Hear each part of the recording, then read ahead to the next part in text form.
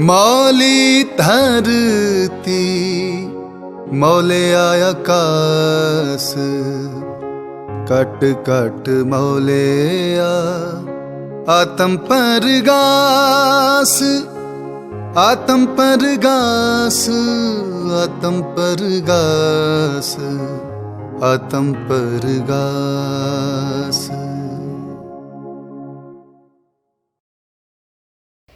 ਵਾਹਿਗੁਰੂ ਜੀ ਕਾ ਖਾਲਸਾ, ਵਾਹਿਗੁਰੂ ਜੀ ਕੀ ਫਤਿਹ।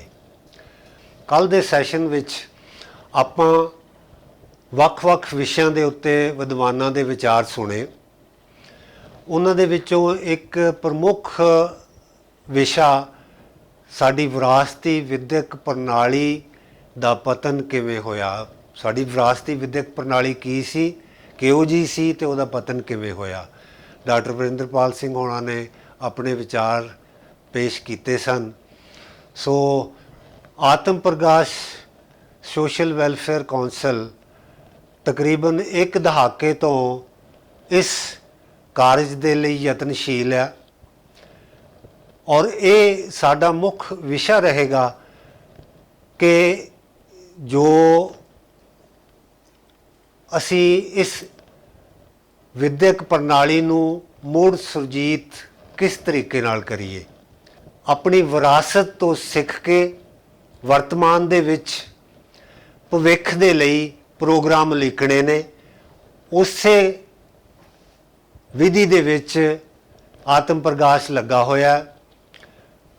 ਸੋ ਆਪਾਂ ਆਪਣੇ ਵੱਖ-ਵੱਖ ਵਿਦਿਅਕ ਅਦਾਰਿਆਂ ਦੇ ਵਿੱਚ ਇਹ ਪ੍ਰੋਗਰਾਮਸ ਨੂੰ ਅੱਗੇ ਲੈ ਕੇ ਜਾਣਾ ਹੈ ਤਾਂ ਕਿ ਅਸੀਂ ਚਾਰ ਮਨੁੱਖਾਂ ਦੀ ਘਾੜਤ ਕਰ ਸਕੀਏ। ਸੋ ਮੈਂ ਅੱਜ ਦੇ ਵਿਸ਼ੇ ਦੇ ਵਿੱਚ ਡਾਕਟਰ ਵਰਿੰਦਰਪਾਲ ਸਿੰਘ ਹੋਣਾ ਨੂੰ ਇਨਵਾਈਟ ਕਰਾਂਗਾ ਕਿ ਸਾਡੀ ਵਿਰਾਸਤੀ ਵਿਦਿਅਕ ਪ੍ਰਣਾਲੀ ਨੂੰ ਮੁੜ ਸੁਰਜੀਤ ਕਿਵੇਂ ਕਰੀਏ। ਡਾਕਟਰ ਵਰਿੰਦਰਪਾਲ ਸਿੰਘ। ਵਾਹਿਗੁਰੂ ਜੀ ਕਾ ਖਾਲਸਾ, ਵਾਹਿਗੁਰੂ ਜੀ ਕੀ ਫਤਿਹ।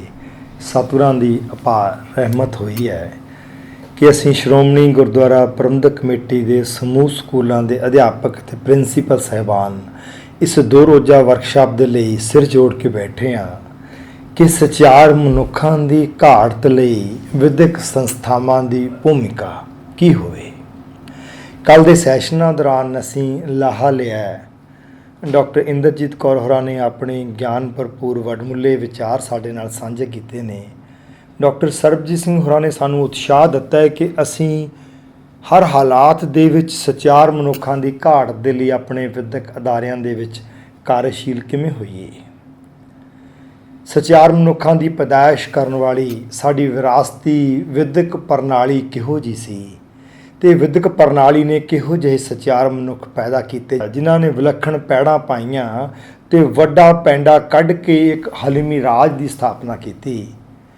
ਅਤੇ ਇਹ ਸਚਿਆਰ ਮਨੁੱਖਾਂ ਦੀ ਪੈਦਾਇਸ਼ ਕਰਨ ਵਾਲੀ ਨਿਰਾਲੀ ਵਿਦਿਅਕ ਪ੍ਰਣਾਲੀ ਦਾ ਪਤਨ ਕਿਵੇਂ ਹੋਇਆ, ਇਸ ਸੰਬੰਧੀ ਅਸੀਂ ਇਤਿਹਾਸ ਦੇ ਝਰੋਖੇ ਵਿੱਚੋਂ ਆਪਣੇ ਵਿਰਸੇ 'ਤੇ ਝਾਤ ਮਾਰੀ ਹੈ ਕਿ ਅਸੀਂ ਕਿੱਡੇ ਵਡਮੁੱਲੇ ਵਿਰਸੇ ਦੇ ਵਾਰਿਸ ਹਾਂ ਅਤੇ ਸਾਡੀ ਵਿਰਾਸਤੀ ਵਿਦਿਅਕ ਪ੍ਰਣਾਲੀ ਨੂੰ ਫਰੰਗੀਆਂ ਨੇ ਖ਼ਤਮ ਕਰਨ ਦੇ ਲਈ ਕਿਹੋ ਜਿਹੀਆਂ ਘਿਨਾਉਣੀਆਂ ਚਾਲਾਂ ਖੇਡੀਆਂ। ਆਖਰ ਲੰਮੀ ਮਿਹਨਤ ਤੋਂ ਬਾਅਦ ਫਰੰਗੀਆਂ ਨੇ ਸਾਡੀ ਵਿਦਿਅਕ ਪ੍ਰਣਾਲੀ ਦਾ ਪਤਨ ਕਰ ਦਿੱਤਾ। True indigenous education of Punjab was crippled, checked and nearly destroyed. Leitner ਇਹ ਗੱਲ ਲਿਖਦਾ ਹੈ, the alphabet and the language Punjabi were considered barbarous and were not used by us for the purpose of elementary secular instruction. Sacred classical languages ਅਤ ਦਰਜੇ ਦੀ ਪਵਿੱਤਰ ਤੇ ਨਿਖਰੀ ਹੋਈ ਭਾਸ਼ਾ without which vernaculars can not be develop. ਜਿਹਦੇ ਬਿਨਾਂ dialog ਹੀ ਨਹੀਂ ਹੋ ਸਕਦਾ, ਡਾਇਲੈਕਟ ਹੀ ਨਹੀਂ ਹੋ ਸਕਦਾ। ਦਿਲ ਦਿਮਾਗ ਵਿੱਚੋਂ ਮਨੁੱਖ ਨੂੰ ਹਲੂਣ ਕੇ ਸੱਚ ਦੇ ਮਾਰਗ 'ਤੇ ਤੋਰਿਆ ਹੀ ਨਹੀਂ ਜਾ ਸਕਦਾ। ਕਹਿੰਦਾ ਅਸੀਂ ਇਹੋ ਜਿਹੀ ਚਾਲਾਂ ਖੇਡੀਆਂ, ਇਹੋ ਜਿਹੀ ਵਿਧੀ ਅਪਣਾਈ, ਅਸੀਂ ਇਸ ਭਾਸ਼ਾ ਨੂੰ ਗ੍ਰੰਥੀਆਂ ਤੱਕ ਸੀਮਤ ਕਰ ਦਿੱਤਾ became more and more restricted to the priestly classes। ਸੋ ਭਾਈ ਅਧਿਆਪਕ ਸਹਿਬਾਨ, ਪ੍ਰਬੰਧਕੋ ਤੇ ਪ੍ਰਿੰਸੀਪਲ ਸਹਿਬਾਨ ਜੀਓ, ਸਾਡਾ ਇਹ ਨੈਤਿਕ ਫਰਜ਼ ਬਣਦਾ ਹੈ, ਜਿਹੜੀ ਗੱਲ ਲੈਟਨਰ ਬੜੇ ਮਾਣ ਨਾਲ ਲਿਖ ਗਿਆ ਕਿ ਅਸੀਂ ਇਹਨੂੰ ਸਕੂਲਾਂ ਦੇ ਵਿੱਚੋਂ, ਵਿਦਿਅਕ ਅਦਾਰਿਆਂ ਵਿੱਚੋਂ ਕੱਢ ਕੇ ਸਿਰਫ ਗ੍ਰੰਥੀਆਂ ਦੇ ਹਵਾਲੇ ਕਰ ਦਿੱਤਾ ਤੇ ਅੱਜ ਉੱਥੋਂ ਵੀ ਖੁੱਸ ਚੁੱਕੀ ਹੈ ਤੇ ਉਸ ਨੂੰ ਅਸੀਂ ਵਾਪਸ ਵਿਦਿਅਕ ਅਦਾਰਿਆਂ ਦੇ ਵਿਹੜਿਆਂ ਵਿੱਚ ਲੈ ਕੇ ਆਉਣਾ ਹੈ। ਸੋ ਇਸ ਵਿਰਾਸਤੀ ਵਿਦਿਅਕ ਪ੍ਰਣਾਲੀ ਨੂੰ ਮੁੜ ਸੁਰਜੀਤ ਕਰਨ ਦੇ ਲਈ ਮੈਂ ਤੁਹਾਡੀ ਸੇਵਾ ਦੇ ਵਿੱਚ ਅੱਜ ਇੱਕ ਉਹ ਲੰਮੀ ਮਿਹਨਤ ਔਰ ਘਾਲਣਾ ਤੋਂ ਬਾਅਦ, ਜਿਸ ਤਰ੍ਹਾਂ ਲੈਟਨਰ ਕਹਿੰਦਾ ਹੈ ਨਾ, ਮੈਂ 3 ਦਹਾਕੇ ਕੰਮ ਕੀਤਾ ਔਰ 3 ਦਹਾਕਿਆਂ ਦੇ ਵਿੱਚ ਪੰਜਾਬੀਆਂ ਦੀ ਜ਼ੁਬਾਨ ਤੋਂ ਉਹ ਸ਼ਬਦ ਅਲੋਪ ਕਰ ਦਿੱਤੇ ਜਿਨ੍ਹਾਂ ਸ਼ਬਦਾਂ ਵਿੱਚ ਰਸ ਸੀ ਤੇ ਸੱਚ ਸੀ। ਉਸੇ ਹੀ ਤਰ੍ਹਾਂ ਆਤਮ ਪ੍ਰਗਾਸ ਟੀਮ 3 ਦਹਾਕਿਆਂ ਦੀ ਮਿਹਨਤ ਤੋਂ ਬਾਅਦ ਤੁਹਾਡੀ ਝੋਲੀ ਵਿੱਚ, ਤੁਹਾਡੀ ਸੇਵਾ ਵਿੱਚ, ਤੁਹਾਡੇ ਚਰਨਾਂ ਵਿੱਚ ਹਾਜ਼ਰ ਹੋਈ ਹੈ, ਤੁਹਾਡੇ ਵਿਦਿਆਰਥੀਆਂ ਦੇ ਲਈ ਉਹ ਸਿਲੇਬਸ ਲੈ ਕੇ, ਜਿਸ ਸਿਲੇਬਸ ਨੂੰ ਫਰੰਗੀਆਂ ਨੇ 1858 ਵਿੱਚ ਘਰ ਘਰ ਵਿੱਚੋਂ ਹੋਕਾ ਦੇ ਕੇ, ਤਲਾਸ਼ੀ ਲੈ ਕੇ, ਇਕੱਠਿਆਂ ਕਰਕੇ ਸਾੜ ਦਿੱਤਾ ਸੀ। ਬਿਲਕੁਲ ਉਹ ਜਿਹਾ ਸਿਲੇਬਸ ਜਿਹੜਾ ਤੁਹਾਡੇ ਵਿਦਿਆਰਥੀਆਂ ਨੂੰ ਸਚਿਆਰੇ ਮਨੁੱਖ ਬਣਾ ਸਕੇ, ਜਿਹੜਾ ਤੁਹਾਡੇ ਵਿਦਿਆਰਥੀਆਂ ਨੂੰ ਸੱਚ ਨਾਲ ਜੋੜ ਸਕੇ, ਐਸਾ ਸਿਲੇਬਸ ਤਿਆਰ ਕੀਤਾ ਆਤਮ ਪ੍ਰਗਾਸ ਟੀਮ ਨੇ। ਮੈਂ ਤੁਹਾਡੀ ਸੇਵਾ ਵਿੱਚ ਉਹਦੀ ਇੱਕ ਪੰਛੀ ਝਾਤ ਤੁਹਾਨੂੰ ਦੇਣੀ ਹੈ ਤਾਂ ਕਿ ਤੁਸੀਂ ਇਸ ਵਿਦਿਅਕ ਪ੍ਰਣਾਲੀ ਨੂੰ, ਪੰਜਾਬ ਦੀ ਵਿਰਾਸਤੀ ਵਿਦਿਅਕ ਪ੍ਰਣਾਲੀ ਨੂੰ ਸਕੂਲਾਂ ਦੇ ਸਿਲੇਬਸ ਦਾ ਆਧਾਰ ਬਣਾ ਕੇ ਆਪਣੇ ਵਿਦਿਅਕ ਅਦਾਰਿਆਂ ਦੇ ਵਿੱਚੋਂ ਸਚਾਰ ਮਨੁੱਖਾਂ ਦੀ ਘਾਟ ਕੱਢ ਸਕੋ।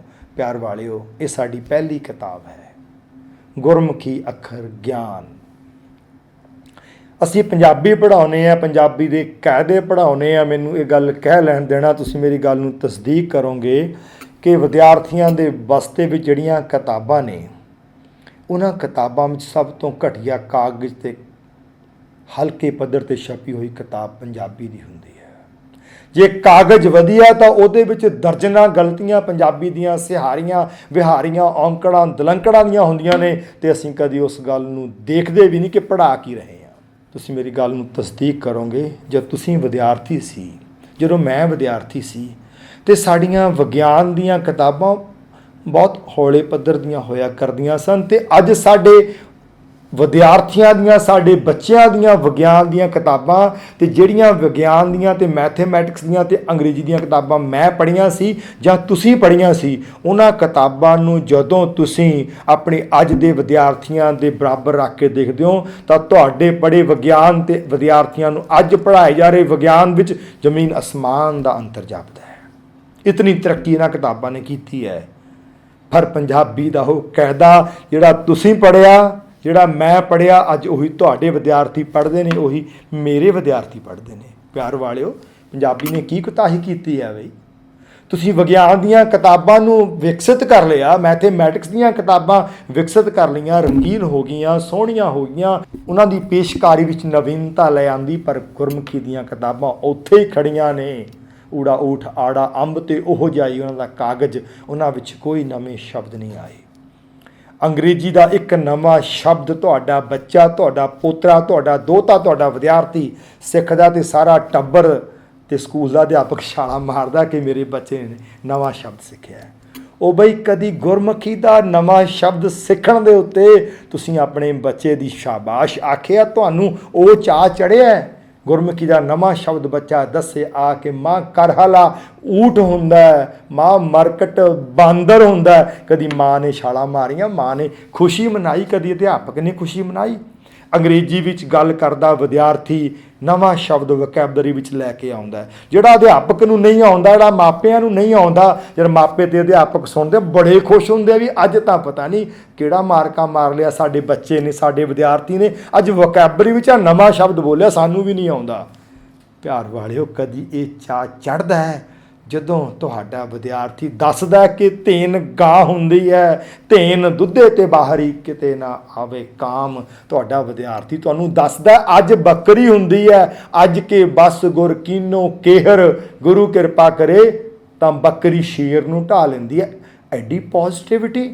ਅੱਜ ਅਸੀਂ ਆਪਣੇ ਵਿਦਿਅਕ ਅਦਾਰਿਆਂ ਵਿੱਚ ਪੋਜ਼ਿਟਿਵਿਟੀ ਦੇ ਕੋਰਸ ਲਗਾਉਂਦੇ ਹਾਂ, ਬੱਚਿਆਂ ਨੂੰ ਪੋਜ਼ਿਟਿਵ ਥਿੰਕਿੰਗ ਸਿਖਾਉਂਦੇ ਹਾਂ। ਉਹ ਐਡੀ ਵੱਡੀ ਪੋਜ਼ਿਟਿਵ ਥਿੰਕਿੰਗ ਤੁਹਾਡੇ ਵਿਰਸੇ ਵਿੱਚ ਝੋਲੀ 'ਚ ਪਾ ਕੇ ਰੱਖੀ ਹੈ ਕਿ ਤੇ ਆ ਦੁੱਖ ਭੂਖ ਸਦ ਮਾਰ, ਇਹ ਪੈਦਾਤ ਤੇਰੀ ਦਾ ਤਾਰ, ਉਹ ਕਿੰਨੇ ਵੀ ਦੁੱਖ ਝੋਲੀਆਂ ਵਿੱਚ ਆ ਜਾਣ, ਕਰੋਨਿਕ ਡਿਜ਼ੀਜ਼ ਆ ਡਿੱਗਣ।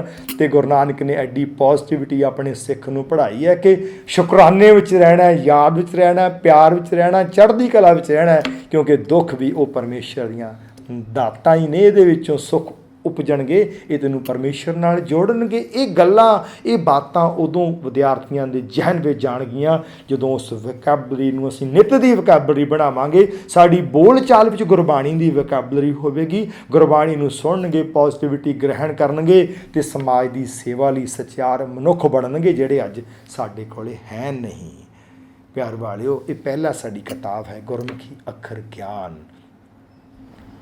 ਊੜਾ ਬੜੇ ਸੁੰਦਰ ਕਾਗਜ਼ ਦੇ ਉੱਤੇ ਇਹ ਰੰਗਦਾਰ ਪ੍ਰਕਾਸ਼ਿਤ ਕੀਤੀਆਂ ਹੋਈਆਂ ਪੁਸਤਕਾਂ ਵਿਦਿਆਰਥੀਆਂ ਲਈ ਖਿੱਚ ਦਾ ਕੇਂਦਰ ਤਾਂ ਹਨ ਹੀ ਹਨ, ਇਹਨਾਂ ਵਿੱਚ ਗਿਆਨ ਵੀ ਵਡਮੁੱਲਾ ਹੈ। ਤੁਸੀਂ ਦੇਖੋਗੇ ਅਸੀਂ ਇਹਨਾਂ ਕਿਤਾਬਾਂ ਦੇ ਵਿੱਚ 3 ਭਾਸ਼ਾਵਾਂ ਦੀ ਵਰਤੋਂ ਕੀਤੀ ਹੈ। ਪੰਜਾਬੀ ਤਾਂ ਹੈ ਹੀ, ਉਹਦੇ ਨਾਲ ਅੰਗਰੇਜ਼ੀ ਤੇ ਹਿੰਦੀ ਵੀ। ਹਰ ਸ਼ਬਦ ਨੂੰ ਅਸੀਂ 3 ਭਾਸ਼ਾਵਾਂ ਵਿੱਚ 2 ਵਾਰ ਲਿਖਿਆ ਹੈ।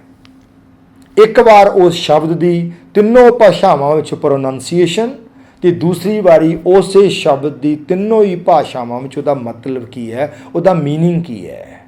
ਹਰ ਸ਼ਬਦ ਦੀ ਪ੍ਰੋਨੰਸੀਏਸ਼ਨ ਤਿੰਨਾਂ ਭਾਸ਼ਾਵਾਂ ਵਿੱਚ ਉਪਲਬਧ ਹੈ, ਹਰ ਸ਼ਬਦ ਦਾ ਮੀਨਿੰਗ ਤਿੰਨੋਂ ਭਾਸ਼ਾਵਾਂ ਵਿੱਚ ਉਪਲਬਧ ਹੈ। ਅਸੀਂ ਦੇਖੋਗੇ ਕਿੱਡੀ ਵਿਦਿਅਕ ਸਮੱਗਰੀ ਤੁਹਾਡੀ ਸੇਵਾ ਵਿੱਚ ਭੇਂਟ ਹੈ, ਪਰ ਤੁਹਾਡਾ ਫਰਜ਼ ਹੈ ਕਿ ਇਹਦੇ ਮਗਰ ਛੁਪੀ ਹੋਈ ਉਸ ਭਾਵਨਾ ਨੂੰ ਸਮਝਣਾ ਕਿ ਅਸੀਂ ਸਚਾਰ ਮਨੁੱਖਾਂ ਦਾ ਕਾਫਲਾ ਖੜਾ ਕਰਨਾ ਹੈ। ਤੇ ਤੁਸੀਂ ਉਤਸ਼ਾਹ ਨਾਲ ਇਹ ਸ਼ਬਦ ਸਿੱਖਣੇ ਵੀ ਨੇ, ਆਪਣੇ ਵਿਦਿਆਰਥੀਆਂ ਨੂੰ ਸਿਖਾਉਣੇ ਵੀ ਨੇ, ਤਾਂ ਕਿ ਪੰਜਾਬ ਦੀ ਵਿਰਾਸਤੀ ਵਿਦਿਅਕ ਪ੍ਰਣਾਲੀ ਮੁੜ ਤੋਂ ਸਰਜੀਤ ਹੋ ਸਕੇ। ਸੋ ਇਹ ਗੁਰਮੁਖੀ ਅੱਖਰ ਗਿਆਨ ਸਾਡੀ ਪਹਿਲੀ ਪੁਸਤਕ ਹੈ, ਜਿਹਦਾ ਪਹਿਲਾ ਸਬਕ ਹੈ ਊੜਾ ਔਰ।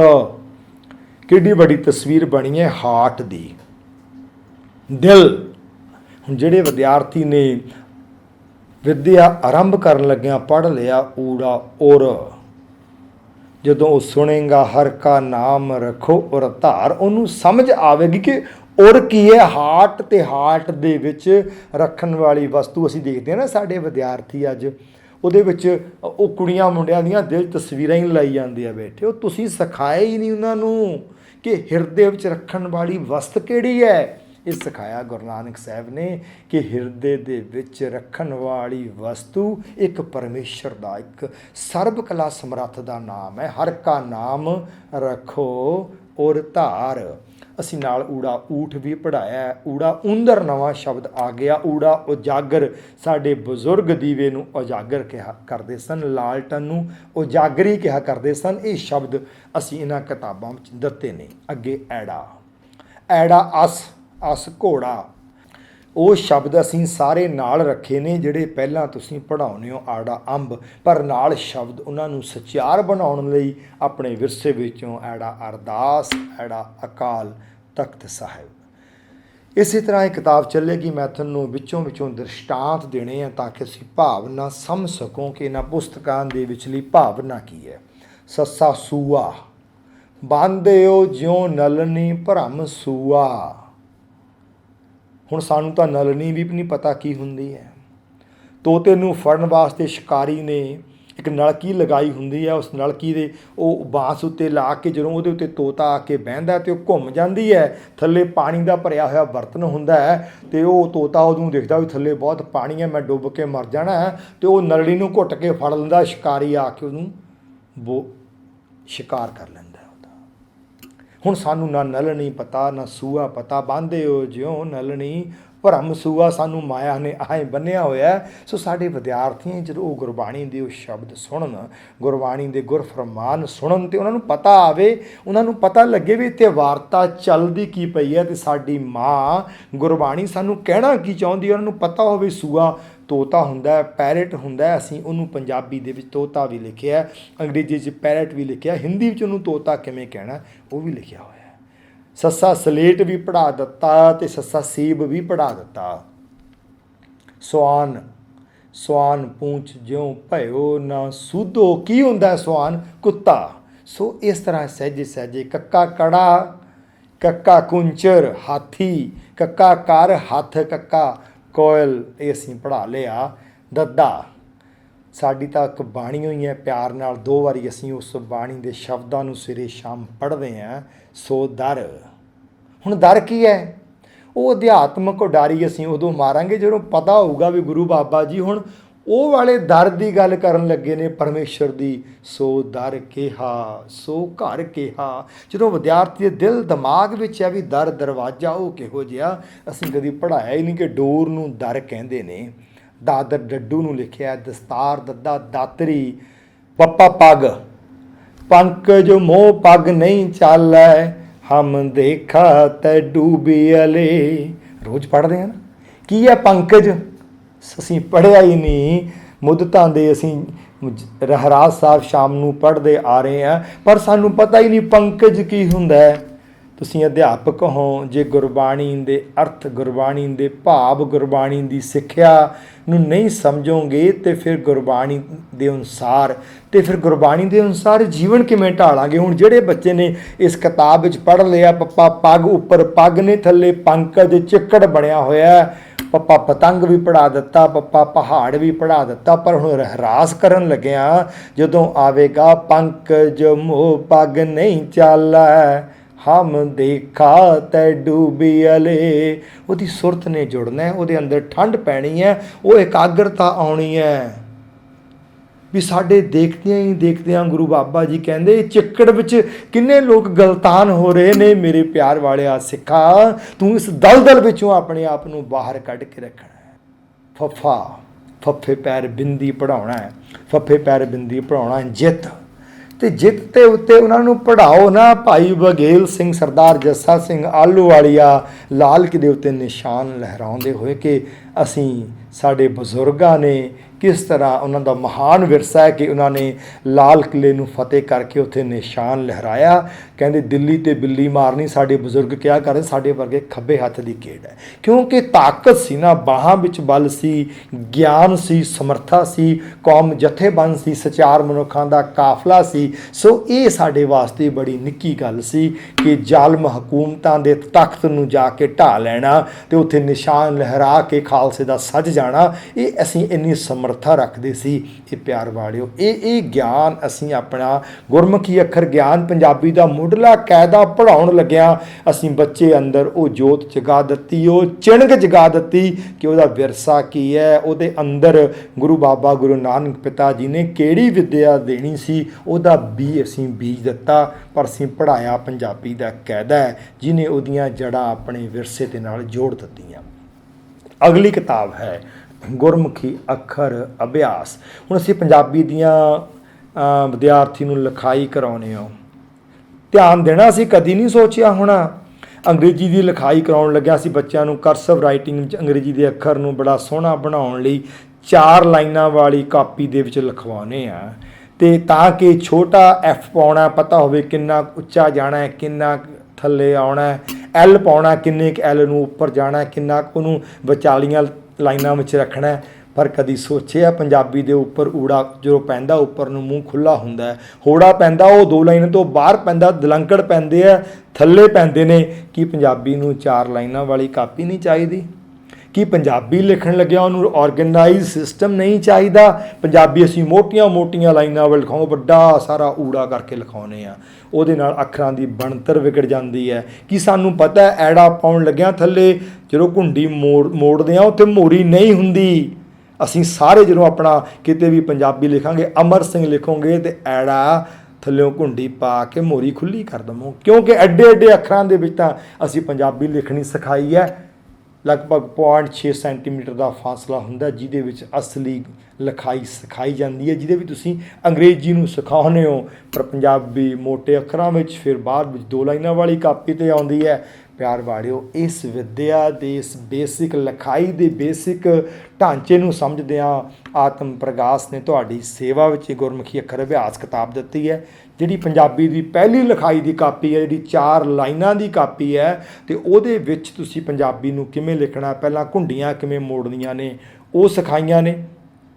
ਘੁੰਡੀਆਂ ਮੋੜਨੀਆਂ ਸਿਖਾਉਣ ਦੇ ਨਾਲ ਪੰਜਾਬੀ ਲਿਖਣ ਲਈ 10 ਮਹੱਤਵਪੂਰਨ ਨੁਕਤੇ ਸਮਝਾਏ ਗਏ ਨੇ। ਉਸ ਤੋਂ ਬਾਅਦ ਪੰਜਾਬੀ ਦੇ ਇਕੱਲੇ ਅਲਫਾਬੈਟ ਨੂੰ, ਇਕੱਲੇ ਅੱਖਰ ਨੂੰ ਕਿਵੇਂ ਲਿਖਣਾ ਹੈ, ਕਲਮ ਨੂੰ ਕਿੱਧਰ ਨੂੰ ਚਲਾਉਣਾ ਹੈ, ਕਿੱਧਰ ਨੂੰ ਚਲਾ ਕੇ ਤੇ ਅੱਖਰ ਨੂੰ ਪੂਰਾ ਕਿਵੇਂ ਕਰਨਾ ਹੈ, ਉਹ ਹਰ ਲੈਟਰ ਦੇ ਉੱਤੇ ਇੱਕ ਚੈਪਟਰ ਹੈ ਤੇ ਨਾਲ ਹਰ ਚੈਪਟਰ ਦੇ ਵਿੱਚ ਉਸ ਲੈਟਰ ਨਾਲ ਸੰਬੰਧਿਤ ਇੱਕ ਨਵਾਂ ਸ਼ਬਦ ਵਿਦਿਆਰਥੀ ਦੀ ਵੋਕੈਬਲਰੀ ਲਈ ਹੋਰ ਦਿੱਤਾ ਗਿਆ ਹੈ, ਤਾਂ ਕਿ ਵਿਦਿਆਰਥੀ ਆਪਣੇ ਵਿਰਸੇ ਦੀ ਭਾਸ਼ਾ ਨੂੰ ਸਮਝ ਸਕੇ ਤੇ ਉਹ ਆਪਣੇ ਵਿਰਸੇ ਨੂੰ ਗ੍ਰਾਸਪ ਕਰਨ ਦੇ ਲਈ ਬਚਪਨ ਤੋਂ ਹੀ ਉਹਦਾ ਵਿਕਾਸ ਹੀ ਇੱਦਾਂ ਹੋਵੇ। ਜਦੋਂ ਇਹਨਾਂ ਸ਼ਬਦਾਂ ਨੂੰ ਜੋੜ ਕੇ ਗੁਰਬਾਣੀ ਦੇ ਵੱਡੇ ਹੁਕਮ, ਵੱਡੀਆਂ ਫਰਮਾਨ, ਸਿੱਖਿਆਵਾਂ ਉਹਦੇ ਸਾਹਮਣੇ ਆਉਣ ਤਾਂ ਝੱਟ ਸਮਝ ਜਾਵੇ। ਐੜਾ ਉਸੇ ਤਰ੍ਹਾਂ ਉਹਨੂੰ ਲਿਖਣਾ ਸਿਖਾਇਆ। ਅਜਗਰ, ਜਿਸ ਤਰ੍ਹਾਂ ਅਸੀਂ ਪਿੱਛੇ ਪੜ੍ਹਿਆ, ਊੜਾ ਉਜਾਗਰੀ, ਊੜੇ ਨਾਲ ਉਜਾਗਰੀ ਲਾਲਟਨ ਨੂੰ ਕਹਿੰਦੇ ਨੇ, ਤੇ ਹੁਣ ਐੜਾ ਅਜਗਰ ਪਾਈਥਨ ਸੱਪ ਨੂੰ ਗੁਰੂ ਸਾਹਿਬ ਨੇ ਲਿਖਿਆ। ਇਹਨਾਂ ਕਿਤਾਬਾਂ ਦੇ ਵਿੱਚ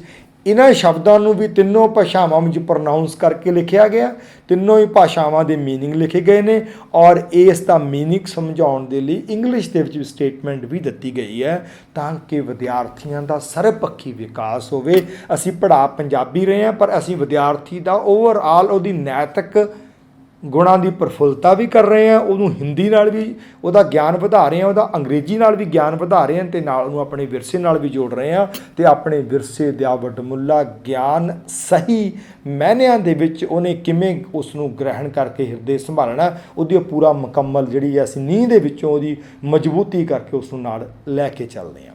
ਸੋ ਇਹ ਕਿਤਾਬ ਇਸੇ ਤਰ੍ਹਾਂ ਹੀ ਅੱਗੇ ਚੱਲਦੀ ਹੈ। ਗੁਰਮੁਖੀ ਅੱਖਰ ਅਭਿਆਸ, ਸਾਰੇ 35 ਦੇ ਅੱਖਰ ਉਹਨੂੰ ਸਮਝਾਏ ਜਾਂਦੇ ਨੇ, ਹਰ ਅੱਖਰ ਉੱਤੇ ਇੱਕ ਨਵਾਂ ਸ਼ਬਦ ਉਹਨੂੰ ਦਿੱਤਾ ਜਾਂਦਾ ਹੈ। ਅੱਗੇ ਪੰਜਾਬੀ ਦੀਆਂ ਇਹ 4 ਪੁਸਤਕਾਂ ਆ ਜਾਂਦੀਆਂ ਨੇ। ਪੰਜਾਬੀ ਅਭਿਆਸ ਪੁਸਤਕ, ਭਾਗ ਪਹਿਲਾ, ਦੂਜਾ, ਤੀਜਾ ਅਤੇ ਚੌਥਾ। ਇਹ ਮੁਕੰਮਲ ਸਿਲੇਬਸ ਜੋ ਮੈਂ ਤੁਹਾਡੀ ਸੇਵਾ 'ਚ ਰੱਖ ਰਿਹਾ, ਇਹ ਨਰਸਰੀ ਤੋਂ ਲੈ ਕੇ 9ਵੀਂ ਕਲਾਸ ਦੇ ਵਿਦਿਆਰਥੀਆਂ ਲਈ ਚੱਲਦਾ ਹੈ ਅਤੇ ਵੱਖ-ਵੱਖ ਵਿਸ਼ਿਆਂ ਵਿੱਚ ਚੱਲਦਾ ਹੈ। ਇਹਨਾਂ ਨੂੰ ਪੜ੍ਹਾਉਣ ਦੇ ਲਈ ਕੋਈ ਵੱਖਰਾ ਅਧਿਆਪਕ ਨਹੀਂ ਚਾਹੀਦਾ, ਕੋਈ ਡਿਵੈਂਟੀ ਦਾ ਟੀਚਰ ਨਹੀਂ ਚਾਹੀਦਾ। ਰਾਦਰ ਅਸੀਂ ਪਹਿਲਾਂ ਹੀ ਗੱਲ ਕਰ ਚੁੱਕੇ ਹਾਂ ਕਿ ਹਰ ਵਿਸ਼ੇ ਦਾ ਅਧਿਆਪਕ ਨੈਤਿਕ ਸਿੱਖਿਆ ਦੇਵੇਗਾ। ਆਪਣਾ ਵਿਸ਼ਾ ਪੜ੍ਹਾਉਣ ਲੱਗਿਆਂ ਉਹਦੇ ਵਿੱਚ ਨੈਤਿਕਤਾ ਨੂੰ ਓਤ-ਪੋਤ ਕਰਕੇ ਦੇਵੇਗਾ। ਹੁਣ ਅਸੀਂ ਮੁਕਤਾ ਪੜ੍ਹਾਉਣਾ ਹੈ। ਪੰਜਾਬੀ ਅਭਿਆਸ ਪੁਸਤਕ ਭਾਗ ਪਹਿਲਾ ਅਗਲੀ ਕਿਤਾਬ ਹੈ।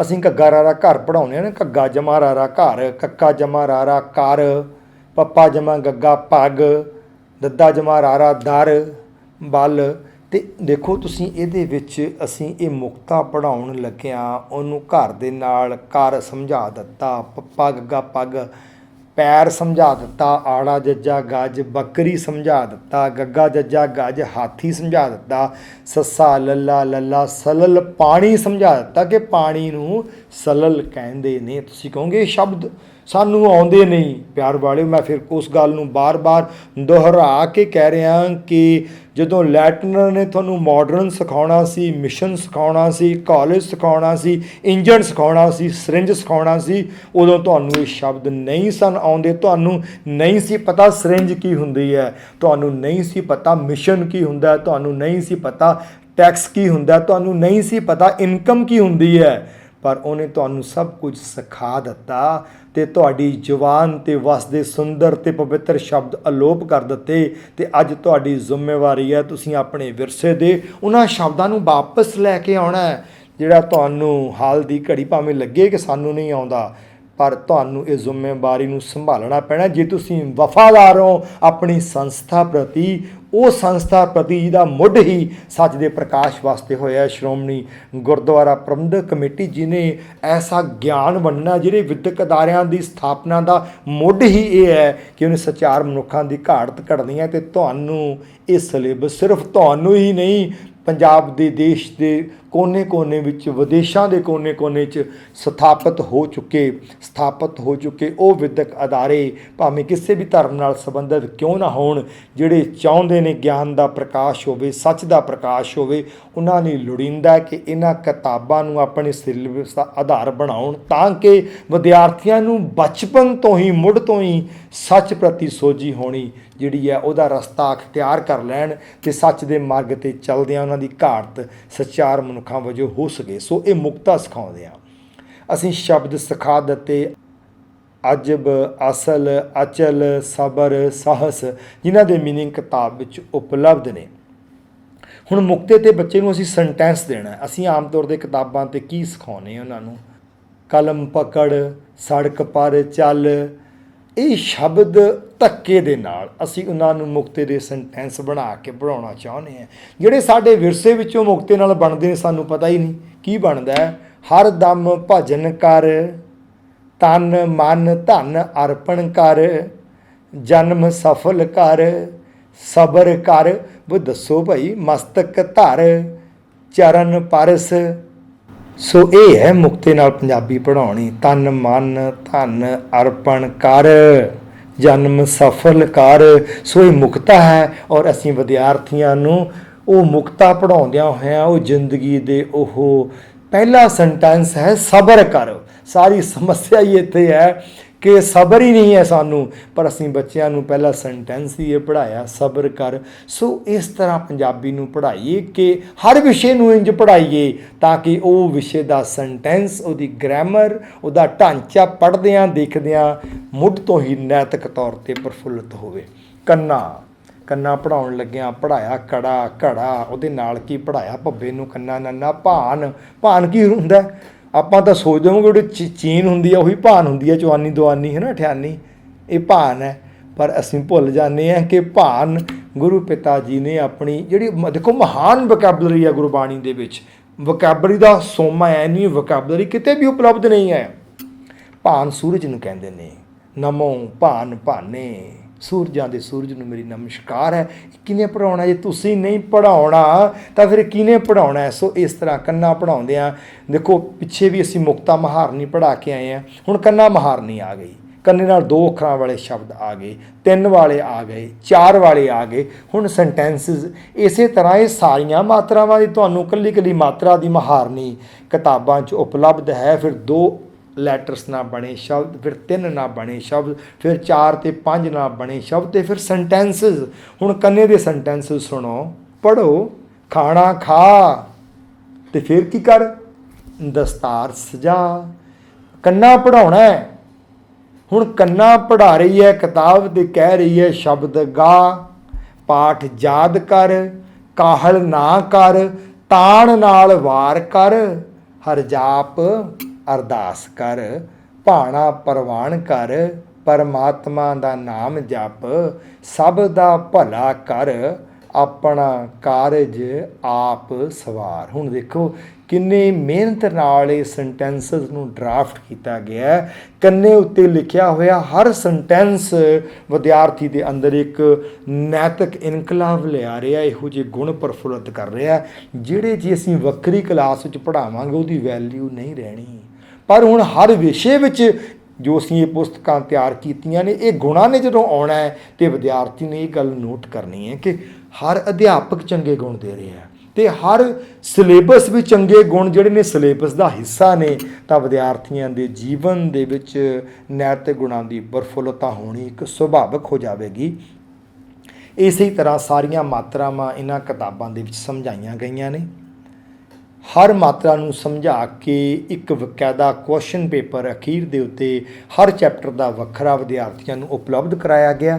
ਹੁਣ ਸਾਡੀ ਪੰਜਾਬੀ ਦੀ ਕਿਤਾਬ ਵਿੱਚ ਜੋ ਹੋਰ ਹੁੰਦਾ ਹੈ, ਪੰਜਾਬ ਸਕੂਲ ਸਿੱਖਿਆ ਬੋਰਡ ਦੇ ਸਿਲੇਬਸ ਮੁਤਾਬਕ ਤੁਹਾਨੂੰ ਸਾਰਾ ਇਹਨਾਂ ਕਿਤਾਬਾਂ ਦੇ ਵਿੱਚ ਮਿਲਣਾ ਹੈ। ਅੰਗਰੇਜ਼ੀ ਮਹੀਨੇ ਪੜ੍ਹਾਉਣੇ ਆ, ਦੇਸੀ ਮਹੀਨੇ ਪੜ੍ਹਾਉਣੇ ਆ, ਹਫ਼ਤੇ ਦੇ ਦਿਨ ਰੁੱਤਾਂ ਕਿਤਾਬ ਵਿੱਚ ਮਿਲਣਗੀਆਂ। ਹੁਣ ਸਰੀਰ ਦੇ ਅੰਗ ਆ ਗਏ। ਹੁਣ ਸਰੀਰ ਦੇ ਅੰਗ ਜਦੋਂ ਅਸੀਂ ਪੜ੍ਹਾਉਣੇ ਆ, ਮੈਨੂੰ ਕਹਿ ਲੈਣ ਦੇਣਾ ਅਸੀਂ ਅਕਾਦਮਿਕ ਤੌਰ 'ਤੇ ਸਾਡੀ ਸੋਚ ਕਿੱਥੇ ਜਾ ਡਿੱਗੀ ਹੈ ਕਿ ਅਸੀਂ ਪੜ੍ਹਾ ਸਰੀਰ ਦੇ ਅੰਗ ਰਹੇ ਹਾਂ ਤੇ ਬੰਦਾ ਰੱਖਿਆ ਹੋਇਆ ਕਲੀਨ ਸ਼ੇਵ ਸਰੀਰ ਦੇ ਅੰਗ ਪੜ੍ਹਾਉਣ ਲਈ। ਉਹ ਭਲਿਓ ਪੁਰਸ਼ੋ, ਜਿਹੜੇ ਬੰਦੇ ਦੇ ਆਪਣੇ ਸਰੀਰ ਦੇ ਅੰਗ ਪੂਰੇ ਨਹੀਂ, ਉਹਦੀ ਫੋਟੋ ਲਾ ਕੇ ਤੇ ਸਰੀਰ ਦੇ ਅੰਗ ਪੜ੍ਹਾ ਕੇ ਕੀ ਕਹਿਣਾ ਚਾਹੁੰਦੇ ਹੋ? ਆਪਣਾ ਦਿਵਾਲੀਆ ਆਪ ਨਹੀਂ ਕੱਢ ਰਹੇ। ਇਹ ਅਧਿਆਪਕ ਦੀ ਅਗਿਆਨਤਾ ਨਹੀਂ ਕਿ ਉਹਨੇ ਹੁਣ ਇੱਕ ਬਾਡੀ ਪੜ੍ਹਾਉਣੀ ਹੈ ਤੇ ਬਾਡੀ ਦਾ ਮਹੱਤਵਪੂਰਨ ਪਾਰਟ ਹੈ ਇਹ ਦਾੜਾ, ਇਹ ਕੇਸ। ਜੀ ਇਹਨਾਂ ਨੂੰ ਲਾ ਕੇ ਫੋਟੋ ਰੱਖ ਕੇ ਬਾਡੀ ਪਾਰਟ ਪੜ੍ਹਾਉਣ ਲੱਗਿਆ ਤਾਂ ਉਹ ਕਹਿਣਾ ਕੀ ਚਾਹੁੰਦਾ ਹੈ? ਇਹ ਉਹਦੀ ਆਪਣੀ ਅਗਿਆਨਤਾ ਦਾ ਨਿਕਲਿਆ ਹੋਇਆ ਦਿਵਾਲੀ ਹੈ ਕਿ ਮਨੁੱਖ ਦੇ ਅੰਗਾਂ ਨੂੰ ਕੱਟ ਕੇ ਹੁਣ ਲੱਤ ਲਾ ਕੇ, ਬੰਦੇ ਦੀ ਟੰਗ ਲਾ ਕੇ, ਬੰਦੇ ਦੀ ਬਾਹ ਲਾ ਕੇ ਜੇ ਫੋਟੋ ਰੱਖ ਕੇ ਬੱਚੇ ਨੂੰ ਉਹਦੇ ਸਰੀਰ ਦੇ ਅੰਗ ਪੜ੍ਹਾਉਣੇ ਸ਼ੁਰੂ ਕਰੋ ਤੇ ਸਾਡੀ ਮੂਰਖਤਾ ਅਸੀਂ ਭੁੱਲ ਚੁੱਕੇ ਹਾਂ ਕਿ ਕੇਸ ਸਾਡੇ ਸਰੀਰ ਦਾ ਅਨਿੱਖੜਵਾਂ ਅੰਗ ਨੇ। ਅਸੀਂ ਸਾਬਤ ਸੂਰਤ ਮਨੁੱਖ ਦਿਖਾ ਕੇ ਉਹ ਦੌੜ ਰਿਹਾ ਤੇ ਉਹਦੇ ਸਰੀਰ ਦੇ ਅੰਗ ਬੱਚਿਆਂ ਨੂੰ ਪੜ੍ਹਾਏ ਨੇ ਤਾਂ ਕਿ ਬੱਚਿਆਂ ਵਿੱਚ ਕੇਸਾਂ ਨੂੰ ਰੱਖਣ ਲੱਗਿਆਂ ਇਹ ਕਿਤੇ ਹੀਣਤਾ ਨਾ ਆਵੇ ਵੀ ਇਹ ਸਰੀਰ ਦਾ ਅੰਗ ਹੀ ਨਹੀਂ, ਇਹ ਤਾਂ ਅਸੀਂ ਸਰੀਰ ਦਾ ਅੰਗ ਪੜ੍ਹਾਉਣ ਲੱਗਿਆ ਹੀ ਉਹਦੇ ਵਿੱਚੋਂ ਉਹਨੂੰ ਕੱਢ ਕੇ ਪੜ੍ਹਾਉਂਦੇ ਹਾਂ। ਤੇ ਫਿਰ ਕਹਿੰਦੇ ਆ ਬੱਚੇ ਇਹ ਪੁੱਛਦੇ ਨੇ ਕੇਸ ਰੱਖਣੇ ਕਿਉਂ ਜ਼ਰੂਰੀ ਨੇ, ਕਿਉਂਕਿ ਤੁਸੀਂ ਪੜ੍ਹਾਈ ਨਹੀਂ ਸਰੀਰ ਦੇ ਅੰਗਾਂ ਦੇ ਵਿੱਚ। ਇਹ ਅਸੀਂ ਇਹੋ ਜਿਹੀਆਂ ਗਲਤੀਆਂ ਜਿਹੜੀਆਂ ਵਿੱਦਿਅਕ ਅਦਾਰਿਆਂ ਵਿੱਚ ਕਰ ਚੁੱਕੇ ਹਾਂ। ਇਹਨਾਂ ਕਿਤਾਬਾਂ ਨੇ ਉਹਨਾਂ ਗਲਤੀਆਂ ਨੂੰ ਮੋੜਾ ਪਾਇਆ ਤੇ ਪੰਜਾਬ ਦੀ ਵਿਰਾਸਤੀ ਵਿੱਦਿਅਕ ਪ੍ਰਣਾਲੀ ਨੂੰ ਮੁੜ ਸੁਰਜੀਤ ਕੀਤਾ। ਹੁਣ ਅੱਗੇ ਜਾਨਵਰਾਂ ਤੇ ਪੰਛੀਆਂ ਦੀਆਂ ਆਵਾਜ਼ਾਂ ਆ ਗਈਆਂ, ਚਿੜੀ ਚੀਂ ਚੀਂ ਕਰਦੀ ਹੈ, ਕਾਂ ਕਾਂ ਕਾਂ ਕਰਦਾ ਹੈ, ਕਬੂਤਰ ਗੁਟਰਗੂੰ ਕਰਦਾ ਤੇ ਇਹ ਸਾਰਾ ਬਿੱਲੀ ਮਿਆਉਂ ਮਿਆਉਂ, ਕੁੱਤਾ ਪਾਉਂ ਪਾਉਂ। ਤੇ ਇਹ ਅਸੀਂ ਉਹ ਕਿਤਾਬਾਂ ਦੇ ਵਿੱਚ ਉਹ ਸਾਰਾ ਜੋ ਸਿਲੇਬਸ ਦਾ ਹਿੱਸਾ ਹੁੰਦਾ। ਹੁਣ ਮਾਂ ਤੇ ਬੱਚਾ, ਹੁਣ ਜੇ ਅਸੀਂ ਮਾਂ ਹੀ ਅੱਧੀ ਨੰਗੀ ਦਿਖਾ ਕੇ ਕਿਤਾਬ ਵਿੱਚ ਪੜ੍ਹਾਓਗੇ ਤੇ ਫਿਰ ਕਹੋਗੇ ਸਾਡੇ ਬੱਚਿਆਂ 'ਚ ਅਸ਼ਲੀਲਤਾ ਆ ਰਹੀ ਹੈ। ਉਹ ਭਲੇ ਉਹ ਪੁਰਸ਼ੋ, ਬੱਚਾ ਹਜੇ ਜੰਮਦਾ ਨਹੀਂ, ਸਕੂਲਾਂ ਵਾਲੇ ਮੰਚ ਦੇ ਉੱਤੇ ਅੱਧਾ ਨੰਗਾ ਕਰਕੇ ਆਪਣੀ ਬੱਚੇ ਨੂੰ ਨਚਾਉਂਦੇ ਆ, ਸਾਹਮਣੇ ਬੈਠ ਕੇ ਤਾੜੀਆਂ ਮਾਰਦੇ ਨੇ। ਤੇ ਜਦੋਂ ਬੱਚਾ ਵੱਡਾ ਹੋ ਕੇ ਅੱਧਾ ਨੰਗਾ ਸਰੀਰ ਲੈ ਕੇ ਸੜਕਾਂ 'ਤੇ ਤੁਰਿਆ ਫਿਰਦਾ, ਫਿਰ ਕਹਿੰਦੇ ਉਹ ਅਸ਼ਲੀਲਤਾ ਆ ਗਈ। ਉਹ ਬੀ ਕਿਹਨੇ ਬੀਜਿਆ ਮੋਇਆ, ਅਸੀਂ ਤਾਂ ਜ਼ਿੰਮੇਵਾਰ ਆ ਉਹ ਕੰਮ ਦੇ ਲਈ। ਸੋ ਉਹ ਮਾਂ ਜਿਹਦਾ ਜੀਵਨ ਦੇਖ ਕੇ ਬੱਚੇ ਨੂੰ ਇੱਕ ਦਿਸ਼ਾ ਮਿਲੇ ਕਿ ਮੇਰੀ ਮਾਂ ਦਾ ਜੀਵਨ ਇੱਧਰ ਨੂੰ ਜਾ ਰਿਹਾ, ਮੈਂ ਵੀ ਇੱਧਰ ਨੂੰ ਜਾਣਾ। ਸੋ ਇਹ ਕਿਤਾਬਾਂ ਦਾ ਧੁਰਾ ਵਿਦਿਆਰਥੀਆਂ ਦੇ ਆਚਰਣ ਦੇ ਵਿੱਚ ਸੱਚ ਭਰਨ ਦੇ ਦੁਆਲੇ ਹੈ। ਸੋ ਵਿਰੋਧੀ ਸ਼ਬਦ ਆ ਗਏ, ਅੰਦਰ ਬਾਹਰ, ਉੱਤੇ ਥੱਲੇ, ਹੱਸਣਾ ਰੋਣਾ, ਵੱਡਾ ਛੋਟਾ, ਤੱਤਾ ਠੰਡਾ, ਔਖਾ ਸੌਖਾ, ਮੈਲਾ ਸਾਫ। ਸੋ ਜੋ ਪੰਜਾਬੀ ਵਿੱਚ ਤੁਹਾਨੂੰ ਚਾਹੀਦਾ ਹੈ ਇਹਨਾਂ ਕਿਤਾਬਾਂ ਵਿੱਚ ਉਪਲਬਧ ਹੈ। ਅੱਗੇ ਗਿਣਤੀ ਆ ਗਈ। ਤੁਸੀਂ ਮੇਰੀ ਗੱਲ ਨੂੰ ਤਸਦੀਕ ਕਰੋ ਕਿ ਦੁਕਾਨ 'ਤੇ ਸੌਦਾ ਲੈਣ ਜਾਈਏ ਤੇ ਦੁਕਾਨਦਾਰ ਕਹਿੰਦਾ ਬੇਟਾ 45 ਰੁਪਏ ਹੋ ਗਏ, ਤੇ ਕੋਲੇ ਖੜਾ ਬੱਚਾ ਤੁਹਾਡੇ ਵੱਲ ਕਹਿੰਦਾ ਅੰਕਲ 45 ਕਿੰਨੇ ਹੁੰਦੇ ਆ। ਉਹ ਅੱਗੇ ਤਾਂ ਸਾਡੀ ਸੂਈ 39, 49, 59, 69, 79, 99 ਤੇ ਫਸਦੀ ਸੀ, ਹੁਣ ਸਾਡੀ ਸੂਈ 35, 45, 55 ਤੇ ਹੀ ਫਸਣ ਲੱਗ ਪਈ। ਉਹ ਭਲਿਓ ਪੁਰਸ਼ੋ, ਅਸੀਂ ਬੱਚਿਆਂ ਨੂੰ ਸਿਖਾਇਆ ਹੀ ਨਹੀਂ। ਸੋ ਅਸੀਂ ਇਹ ਗਿਣਤੀ ਦੇ ਵਿੱਚ, ਜਿੱਥੇ ਉਹਨੂੰ ਗਿਣਤੀ ਪੰਜਾਬੀ 'ਚ ਲਿਖੀ ਹੈ ਉੱਥੇ ਰੋਮਨ 'ਚ ਵੀ ਲਿਖੀ ਹੈ, ਗੁਰਮੁਖੀ 'ਚ ਵੀ ਲਿਖੀ ਹੈ ਤੇ ਅੰਗਰੇਜ਼ੀ 'ਚ ਵੀ ਲਿਖੀ ਹੈ। ਤੁਹਾਡਾ ਬੱਚਾ ਕਿਸੇ ਪਾਸਿਓਂ ਹੌਲਾ ਨਾ ਰਹਿ ਜਾਵੇ। ਕਿਤਾਬ ਪੰਜਾਬੀ ਦੀ ਹੈ, ਉਹਦੇ ਗੁਰਮੁਖੀ ਦੇ ਅੱਖਰਾਂ 'ਚ ਵੀ ਲਿਖ ਕੇ ਦੱਸਿਆ, ਅੰਗਰੇਜ਼ੀ ਵਿੱਚ ਵੀ ਲਿਖ ਕੇ ਦੱਸਿਆ ਤਾਂ ਕਿ ਉਹਨੂੰ ਸਮਝ ਆਵੇ। ਸੋ ਇਹ ਕਿਤਾਬਾਂ ਮੁਕੰਮਲ ਸਿਲੇਬਸ ਨੇ। ਮੈਂ ਗੱਲ ਨੂੰ ਬਾਰ-ਬਾਰ ਅੰਡਰਲਾਈਨ ਕਰਕੇ ਕਹਿ ਰਿਹਾ, ਆਤਮ ਪ੍ਰਕਾਸ਼ ਨੇ ਧਾਰਮਿਕ ਸਿੱਖਿਆ ਦੀਆਂ ਕੋਈ ਕਿਤਾਬਾਂ ਤਿਆਰ ਨਹੀਂ ਕੀਤੀਆਂ ਤੇ ਅਸੀਂ ਧਾਰਮਿਕ ਸਿੱਖਿਆ ਦੀਆਂ ਕਿਤਾਬਾਂ ਤਿਆਰ ਕਰਨ 'ਚ ਵਿਸ਼ਵਾਸ ਵੀ ਨਹੀਂ ਰੱਖਦੇ, ਕਿਉਂਕਿ ਸਾਡੀ ਵਿਰਾਸਤੀ ਵਿੱਦਿਅਕ ਪ੍ਰਣਾਲੀ ਨੈਤਿਕ ਸਿੱਖਿਆ ਆਧਾਰਿਤ ਹੈ। ਅਸੀਂ ਕੋਈ ਧਰਮ ਸਿਖਾ ਕੇ ਉਹਦੇ ਕਰਮਕਾਂਡ ਨਹੀਂ ਸਿਖਾਉਣੇ। ਗੁਰੂ ਨਾਨਕ ਸਾਹਿਬ ਨੇ ਕਰਮਕਾਂਡ ਨਹੀਂ ਸਿਖਾਏ, ਉਹਨਾਂ ਨੇ ਆਚਰਣ ਵਿੱਚ ਸੱਚ ਕੁੱਟ-ਕੁੱਟ ਕੇ ਭਰਨਾ ਚਾਹਿਆ। ਅਸੀਂ ਇਹਨਾਂ ਕਿਤਾਬਾਂ ਦੀ ਰੂਪ ਰੇਖਾ ਇਹੋ ਜਿਹੀ ਦਿੱਤੀ ਹੈ ਕਿ ਵਿਦਿਆਰਥੀ ਹਰ ਵਿਸ਼ੇ ਨੂੰ ਪੜ੍ਹਦਾ ਨੈਤਿਕ ਗੁਣ ਆਪਣੇ ਅੰਦਰ ਪ੍ਰਫੁੱਲਿਤ ਕਰ ਸਕੇ। ਜੀਵਾਂ ਦੇ ਰਹਿਣ ਦੇ ਥਾਂ ਅਸੀਂ ਬੱਚਿਆਂ ਨੂੰ ਪੜ੍ਹਾ ਰਹੇ, ਕਾਂ ਕਿੱਥੇ ਰਹਿੰਦਾ ਹੈ, ਬਿਜੜਾ ਕਿੱਥੇ ਰਹਿੰਦਾ ਹੈ, ਤੋਤਾ ਕਿੱਥੇ ਰਹਿੰਦਾ ਹੈ, ਖਰਗੋਸ਼ ਕਿੱਥੇ ਰਹਿੰਦਾ। ਸਾਨੂੰ ਤਾਂ ਪਤਾ ਵੀ ਨਾ ਬਿਜੜਾ ਹੁੰਦਾ ਕੀ। ਅਸੀਂ ਵਿਦਿਆਰਥੀਆਂ ਨੂੰ ਹੁਣ ਇਹ ਸ਼ਬਦ ਵੀ ਕੱਢ ਦੇਵਾਂਗੇ, ਇਹ ਸਾਡੇ ਵਿਰਸੇ ਦਾ ਅੰਗ ਨੇ, ਅਸੀਂ ਇਹ ਪੜ੍ਹਾਉਣੇ ਨੇ। ਫਿਰ ਸਮਾਂ ਆ ਗਿਆ ਸਵੇਰ ਦੁਪਹਿਰ ਸ਼ਾਮ ਦਾ, ਵੀ ਬੁਝਾਰਤਾਂ ਆ ਗਈਆਂ। ਮਾਂ ਜੰਮੀ ਨਹੀਂ ਪੁੱਤ ਕੋਠੇ ਟੱਪੇ, ਕੀ ਹੁੰਦਾ ਹੈ ਵੀ ਨਿੱਕਾ ਜਿਹਾ ਕਾਕਾ ਘਰ ਦਾ ਰਾਖਾ, ਕੀ ਹੁੰਦਾ ਹੈ ਵੀ। ਸੋ ਕਿਤਾਬਾਂ ਮੁਕੰਮਲ ਨੇ ਆਪਣੇ ਆਪ ਦੇ ਵਿੱਚ, ਹਰ ਐਸਪੈਕਟ ਤੋਂ, ਹਰ ਐਂਗਲ ਤੋਂ, ਹਰ ਕੋਨੇ ਤੋਂ ਅਸੀਂ ਇਹ ਖਿਆਲ ਰੱਖਿਆ ਹੈ ਕਿ ਵਿਦਿਆਰਥੀਆਂ ਨੂੰ ਮੁਕੰਮਲ ਤੌਰ 'ਤੇ ਪੰਜਾਬੀ ਦਾ ਸਿਲੇਬਸ ਮਿਲੇ। ਹੁਣ ਆਪਾਂ ਪੰਜਾਬੀ ਦੀ ਮੁੱਢਲੀ ਜਾਣਕਾਰੀ ਬੱਚਿਆਂ ਨੂੰ ਦੇ ਦਿੱਤੀ, ਰੰਗ ਸਿਖਾ ਦਿੱਤੇ, ਸਬਜ਼ੀਆਂ ਸਿਖਾਤੀਆਂ, ਸਾਰਾ ਕੁਛ ਇਹਨਾਂ ਕਿਤਾਬਾਂ ਵਿੱਚ ਹੈ। ਹੁਣ ਆਪਾਂ ਕੁਛ ਪੜ੍ਹਨ ਨੂੰ ਥੋੜ੍ਹੀ ਸਮੱਗਰੀ ਦੇਣੀ ਹੈ ਬੱਚਿਆਂ ਨੂੰ। ਅਸੀਂ ਉਹ ਸਮੱਗਰੀ ਵੀ ਆਪਣੇ ਮਹਾਨ ਵਿਰਸੇ ਵਿੱਚੋਂ ਉਹ ਚੈਪਟਰ ਬਣਾ ਲਏ, ਗੁਰੂ ਨਾਨਕ ਦੇਵ ਜੀ ਅਤੇ ਜਨੇਊ, ਉਹਦੇ ਵਿੱਚੋਂ ਸਵਾਲ ਜਵਾਬ ਬਣਾ ਲਏ। ਚੈਪਟਰ ਬਣਾ ਲਿਆ ਸੱਚਾ ਸੌਦਾ, ਉਹਦੇ ਵਿੱਚੋਂ ਸਵਾਲ ਜਵਾਬ ਬਣਾ ਲਏ। ਮਾਡਲ ਪ੍ਰਸ਼ਨ ਪੱਤਰ ਬਣਾ ਲਏ, ਇਸ ਤਰ੍ਹਾਂ ਦੇ ਹੋਰ ਚੈਪਟਰ। ਸੋ ਇਹ ਚੀਜ਼ਾਂ ਨੇ ਜਿਹੜੀਆਂ ਵਿਦਿਆਰਥੀਆਂ ਨੂੰ ਸੁਤੇ ਸਿੱਧ ਸਹਿਜ ਸੁਭਾਏ ਇਹਨਾਂ ਪੁਸਤਕਾਂ ਨੇ ਦੇ ਦੇਣੀਆਂ। ਹੁਣ ਇਸ ਤੋਂ ਅਗਲੀਆਂ ਕਿਤਾਬਾਂ ਨੇ 2 ਅੱਖਰਾਂ ਦੀ ਵੋਕੈਬਲਰੀ, 4 ਅੱਖਰਾਂ ਦੀ ਵੋਕੈਬਲਰੀ, 2 ਅੱਖਰਾਂ ਦੀ ਸ਼ਬਦਾਵਲੀ, 4 ਅੱਖਰਾਂ ਦੀ ਸ਼ਬਦਾਵਲੀ। ਇਹ 2 ਤੇ 4 ਅੱਖਰਾਂ ਦੀ ਵੋਕੈਬਲਰੀ ਦੇਣ ਵਾਸਤੇ ਵਿਦਿਆਰਥੀਆਂ ਲਈ ਇਹ ਕਿਤਾਬਾਂ ਨੇ। ਹਰ ਲੈਟਰ ਉੱਤੇ ਇੱਕ ਨਵਾਂ ਸ਼ਬਦ, ਉਹਦੀ ਫੋਟੋ, ਉਦੋਂ ਬਾਅਦ ਨਵੇਂ ਹੋਰ ਸ਼ਬਦ। ਆੜੇ ਉੱਤੇ ਦੇਖੋ ਅੰਗ, ਆਰਾ, ਅਜੈ ਅਬੈ ਅਜੂ ਆਦ। ਸਾਡੇ ਵਿੱਚੋਂ ਬਹੁਤਿਆਂ ਨੂੰ ਇਹਨਾਂ ਦੇ ਸ਼ਬਦ ਨਹੀਂ ਪਤਾ, ਪਰ ਅਸੀਂ ਸਹੂਲਤ ਲਈ ਹਰ ਸ਼ਬਦ ਦੇ ਅਰਥ ਥੱਲੇ ਅੰਗਰੇਜ਼ੀ, ਪੰਜਾਬੀ, ਹਿੰਦੀ ਤਿੰਨਾਂ ਵਿੱਚ ਦੇ ਦਿੱਤੇ ਤਾਂ ਕਿ ਅਧਿਆਪਕਾਂ ਨੂੰ ਕੋਈ ਮਿਹਨਤ ਨਾ ਕਰਨੀ ਪਵੇ, ਉਹਨਾਂ ਨੂੰ ਸਾਰਾ ਕੁਝ, ਸਾਰਾ ਰਿਸੋਰਸ ਮਟੀਰੀਅਲ ਰੈਡੀਮੇਡ ਮਿਲੇ, ਉਹਨਾਂ ਨੂੰ ਤਿਆਰ ਹੋਈ ਹੋਈ ਸਾਰੀ ਸਮੱਗਰੀ ਮਿਲੇ, ਉੱਥੋਂ ਆਪ ਵੀ ਪੜ੍ਹ ਸਕਣ ਅਤੇ ਵਿਦਿਆਰਥੀਆਂ ਨੂੰ ਵੀ ਪੜ੍ਹਾ ਸਕਣ, ਆਪਣੇ ਗਿਆਨ ਵਿੱਚ ਵੀ ਵਾਧਾ ਕਰਨ। ਮੈਨੂੰ ਇਹ ਗੱਲ ਕਹਿ ਲੈਣ ਦੇਣਾ, ਪਿੱਛੇ ਮੈਂ ਕਹਿ ਆਇਆ ਕਿ ਵਿਗਿਆਨ ਦੇ ਅਧਿਆਪਕਾਂ ਨੇ ਆਪਣੇ ਗਿਆਨ ਵਿੱਚ ਵਾਧਾ ਕੀਤਾ ਹੈ।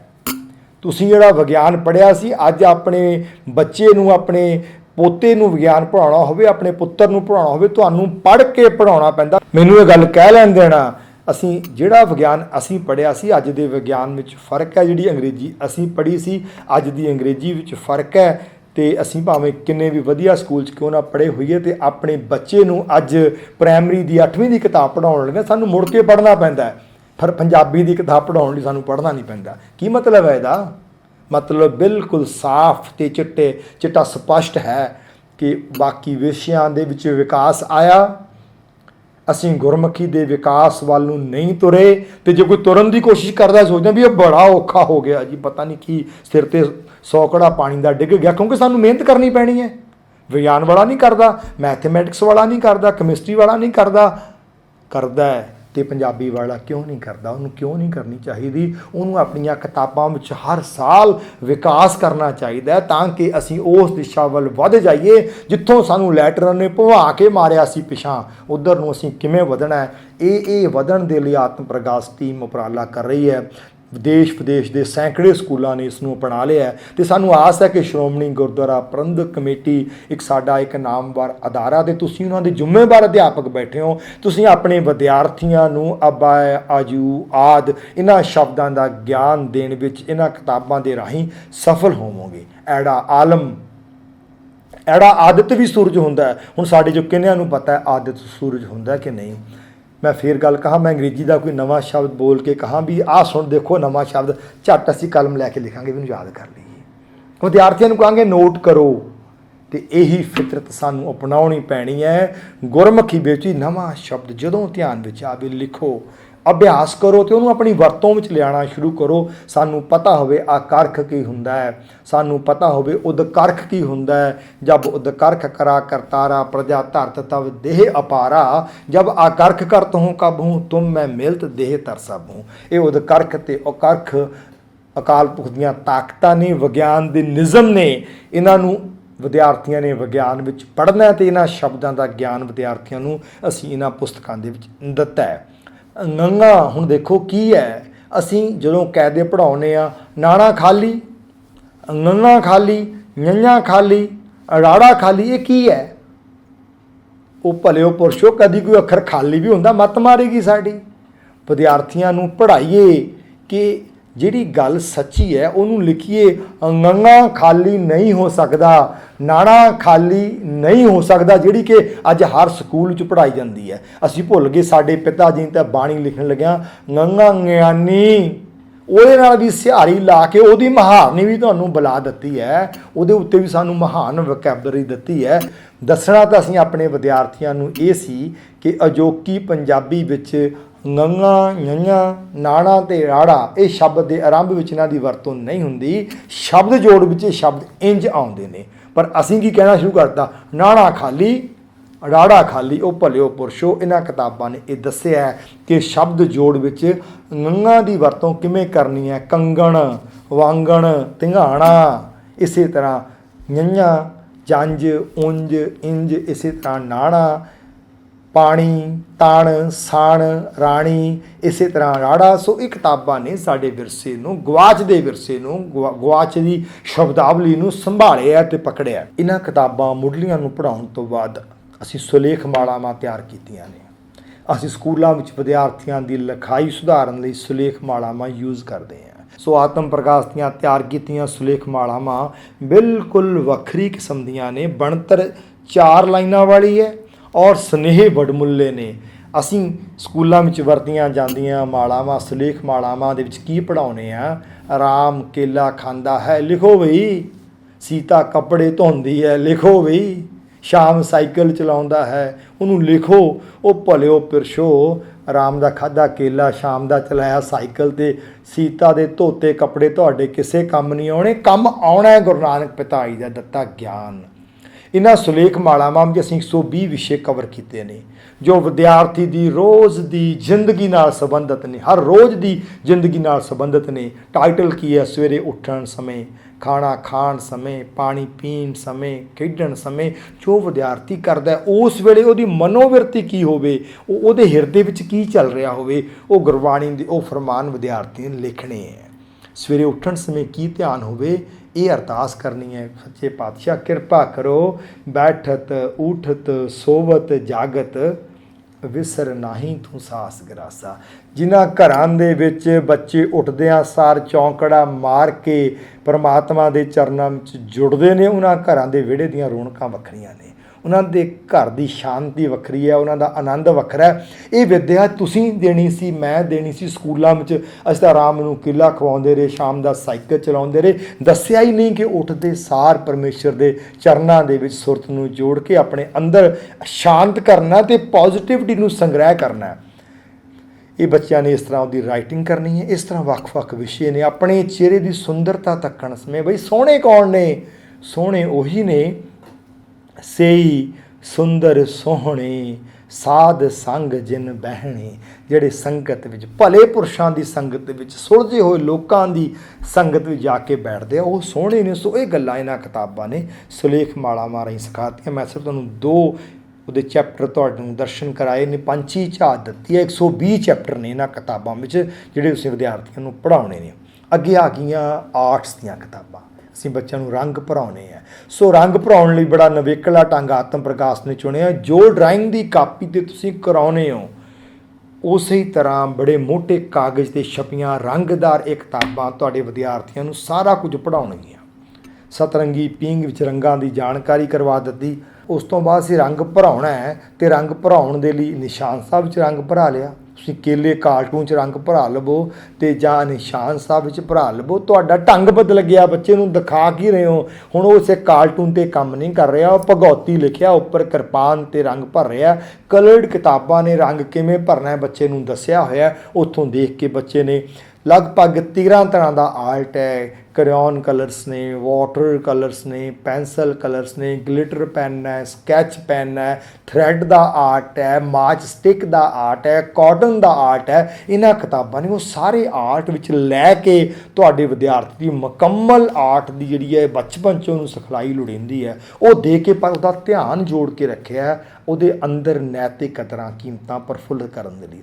ਕੜੇ 'ਚ ਬੱਚਾ ਰੰਗ ਭਰ ਰਿਹਾ, ਹੱਥ 'ਚ ਭਰ ਰਿਹਾ, ਕੰਘੇ 'ਚ ਬੱਚਾ ਰੰਗ ਭਰ ਰਿਹਾ, ਦੁਮਾਲੇ ਵਿੱਚ ਦਸਤਾਰ ਵਿੱਚ ਬੱਚਾ ਰੰਗ ਭਰ ਰਿਹਾ, ਖੰਡੇ 'ਚ ਰੰਗ ਭਰ ਰਿਹਾ। ਉਹ ਨਾਲ ਡਿਫਾਈਨ ਕੀਤਾ ਹੋਇਆ ਖੰਡੇ ਦੇ ਵਿਚਾਲੇ ਸਰਕਲ ਹੈ, 2 ਕਿਰਪਾਨਾਂ ਨੇ ਅਤੇ ਵਿਚਾਲੇ ਇੱਕ ਅਲੱਗ ਖੰਡਾ ਹੈ। ਉਹ ਤਿੰਨਾਂ ਦਾ ਮਹਾਤਮ ਕੀ ਹੈ, ਉਹਦੇ ਵਿੱਚ ਉਹਨਾਂ ਦਾ ਪਰਪਸ ਕੀ ਹੈ, ਇਹ ਕਿਵੇਂ ਜੋੜਿਆ ਗਿਆ ਅਤੇ ਉਹਦੇ 'ਚ ਉਹਨੇ ਗਲਿਟਰ ਪੈਨ ਨਾਲ ਰੰਗ ਭਰਨੇ ਕਿਵੇਂ ਭਰਨੇ ਆ ਉਹ ਵੀ ਸਾਈਡ 'ਤੇ ਦੱਸਿਆ ਹੋਇਆ। ਸੋ ਅਸੀਂ ਡਰਾਇੰਗ ਵਿੱਚ ਬੱਚਿਆਂ ਨੂੰ ਆਮ ਤੌਰ 'ਤੇ ਸ਼ੇਪ ਸਿਖਾਉਂਦੇ ਹੈ। ਇਹ ਸਰਕੂਲਰ ਸ਼ੇਪ ਹੈ, ਇਹ ਟਰਾਈਐਂਗੂਲਰ ਹੈ, ਇਹ ਰੈਕਟੈਂਗੂਲਰ ਹੈ। ਇਹ ਸਾਰਾ ਕੁਛ ਇਹਨਾਂ ਕਿਤਾਬਾਂ 'ਚ ਉਪਲਬਧ ਹੈ। ਮੈਂ ਸਿਰਫ ਤੁਹਾਨੂੰ 5 ਝਾਤ ਦੇ ਰਿਹਾ। ਹੁਣ ਪੈਨਸਲ ਦੀ ਸ਼ੇਵਿੰਗ ਨੂੰ, ਵੇਸਟ ਨੂੰ ਯੂਜ਼ ਕਰਕੇ ਬੱਚੇ ਨੇ ਫਲਾਵਰ ਬਣਾ ਲੈਣੇ ਨੇ। ਇਹ ਆਰਟ ਦੀ ਕਿਤਾਬ ਵਿੱਚ ਹੈ। ਮਾਚ ਸਟਿਕ ਨਾਲ ਉਹਨੇ ਇਸ ਤਰ੍ਹਾਂ ਆਰਟ ਕਰ ਲੈਣਾ ਹੈ। ਹੁਣ ਅਸੀਂ ਰੂੰ ਲੈ ਕੇ ਬੱਚਿਆਂ ਨੂੰ ਕਹਿੰਦੇ ਹਾਂ ਵੀ ਸਨੋਮੈਨ ਬਣਾਓ। ਸਾਡਾ ਰਾਹ ਦਾ ਵੀ ਵਾਸਤਾ ਨਹੀਂ ਸਨੋਮੈਨ ਦੇ ਨਾਲ, ਅਤੇ ਅਸੀਂ ਉਸੇ ਰੂੰ ਨੂੰ ਜੋੜਨ ਦਾ ਆਰਟ ਸਿਖਾਉਣ ਦੇ ਲਈ ਬੱਚੇ ਨੂੰ ਉਹਨੂੰ ਕਹਿ ਦਿੱਤਾ ਕਿ ਚੌਰ ਬਣਾ ਲੈ, ਚੌਰ ਸਾਹਿਬ ਬਣਾ ਕੇ ਆਪਣੇ ਅਧਿਆਪਕ ਨੂੰ ਭੇਟ ਕਰ ਰੂੰ ਦਾ। ਸੋ ਇਸ ਤਰ੍ਹਾਂ ਅਸੀਂ ਆਰਟ ਨੂੰ ਯੂਜ਼ ਕੀਤਾ ਬੱਚਿਆਂ ਨੂੰ ਆਪਣੇ ਵਿਰਸੇ ਨਾਲ ਜੋੜਨ ਦੇ ਲਈ। ਅਗਲੀਆਂ ਕਿਤਾਬਾਂ ਨੇ, ਇਹਨਾਂ ਦਾ ਨਾਮ ਹੈ ਕਲਰ ਬੁੱਕਸ ਨੇ, ਰੰਗਮਾਲਾ। ਇਹਨਾਂ ਕਿਤਾਬਾਂ ਵਿੱਚ ਉਹੀ ਸੁਨੇਹੇ ਜਿਹੜੇ ਅਸੀਂ ਪਹਿਲਾਂ ਸੁਲੇਖ ਮਾਲਾ 'ਚ 120 ਸੁਨੇਹੇ ਦਿੱਤੇ ਨੇ ਜਿੱਥੇ ਬੱਚਿਆਂ ਨੇ ਲਿਖਾਈ ਕੀਤੀ ਸੀ। ਹੁਣ ਉਹਨਾਂ ਹੀ ਸੁਨੇਹਿਆਂ ਨੂੰ ਇਲਸਟ੍ਰੇਟ ਕਰਕੇ ਵੱਡੀਆਂ ਤਸਵੀਰਾਂ ਦੇ ਵਿੱਚ ਵਿਦਿਆਰਥੀਆਂ ਨੇ ਰੰਗ ਭਰਨਾ। ਹੁਣ ਉਹਨਾਂ 'ਤੇ ਰੰਗ ਭਰਦਿਆਂ ਬੱਚਾ ਦੇਖੋ ਕਿਸੇ ਕੇਲੇ, ਸੇਬ, ਇਮਾਰਤ ਵਿੱਚ ਰੰਗ ਨਹੀਂ ਭਰ ਰਿਹਾ, ਸਗੋਂ ਇੱਕ ਉਹ ਆਈਡੀਏ 'ਤੇ ਕੰਮ ਕਰ ਰਿਹਾ, ਇੱਕ ਥਾਟ 'ਤੇ ਕੰਮ ਕਰ ਰਿਹਾ। ਅੱਧਾ ਘੰਟਾ ਉਹ ਰੰਗ ਭਰ ਰਿਹਾ ਅਤੇ ਉਹਦੇ ਬੈਕ ਮਾਈਂਡ 'ਤੇ ਇੱਕ ਇੰਪ੍ਰੈਸ਼ਨ, ਇੰਪ੍ਰਿੰਟ ਆ ਰਿਹਾ ਜਿਹਨੇ ਜਦੋਂ ਬੱਚੇ ਨੇ ਵੱਡਾ ਹੋਣਾ ਉਹਦੀ ਜ਼ਿੰਦਗੀ 'ਚ ਉਹਨੇ ਬੋਲਣਾ ਹੈ। ਸਵੇਰੇ ਉੱਠਣ ਸਮੇਂ ਬੱਚਾ ਹੱਥ ਬੰਨ੍ਹ ਕੇ ਪਰਮਾਤਮਾ ਅੱਗੇ ਜੁੜ ਰਿਹਾ, ਆਪਣੇ ਮਨ ਨੂੰ ਇਕਾਗਰ ਕਰਕੇ ਇਸ ਸ੍ਰਿਸ਼ਟੀ ਦੇ ਸਿਰਜਣਹਾਰ ਪ੍ਰਭੂ ਦੇ ਨਾਲ ਆਪਣੀ ਪਿਆਰ ਜਿਹੜੀ ਹੈ ਜੋਤ ਨਾਲ ਜੋਤ ਮਿਲਾਉਣ ਦਾ ਯਤਨ ਕਰ ਰਿਹਾ ਹੈ, ਪਿਆਰ ਜੋਦੜੀਆਂ ਵਿੱਚ ਰੁੱਝਿਆ ਹੋਇਆ ਹੈ। ਤੇ ਇਹ ਰੰਗ ਭਰਦਿਆਂ ਉਹਨੇ ਸਿੱਖ ਲੈਣਾ ਕਿ ਮੇਰੀ ਜ਼ਿੰਦਗੀ ਦਾ ਅਨਿੱਖੜਵਾਂ ਅੰਗ ਹੈ। ਇਹ ਰੰਗ ਭਰਦਿਆਂ ਉਹਨੇ ਗੱਲ ਸਮਝ ਲੈਣੀ ਹੈ, ਦੁੱਖ ਤਕਲੀਫ ਸਮੇਂ ਕੀਤਿਆ ਦੁੱਖ ਭੂਖ ਸਦ ਮਾਰ। ਰੰਗ ਭਰਦਿਆਂ ਹੀ ਇਹ ਭੈ ਦਾਤ ਤੇਰੀ ਦਤਾਰੀ, ਪਰਮਾਤਮਾ ਦੇ ਸ਼ੁਕਰਾਨੇ ਵਿੱਚ ਰਹਿਣਾ, ਇੱਥੋਂ ਨੇ ਚੜ੍ਹਦੀ ਕਲਾ ਵਿੱਚ ਰਹਿਣਾ ਸਿੱਖ ਲੈਣਾ। ਅਸੀਂ ਦੇਖਦੇ ਹਾਂ ਬੱਚੇ ਇੱਕ ਦੂਜੇ ਦੀ ਚੀਜ਼ ਦੱਬ ਲੈਂਦੇ ਨੇ।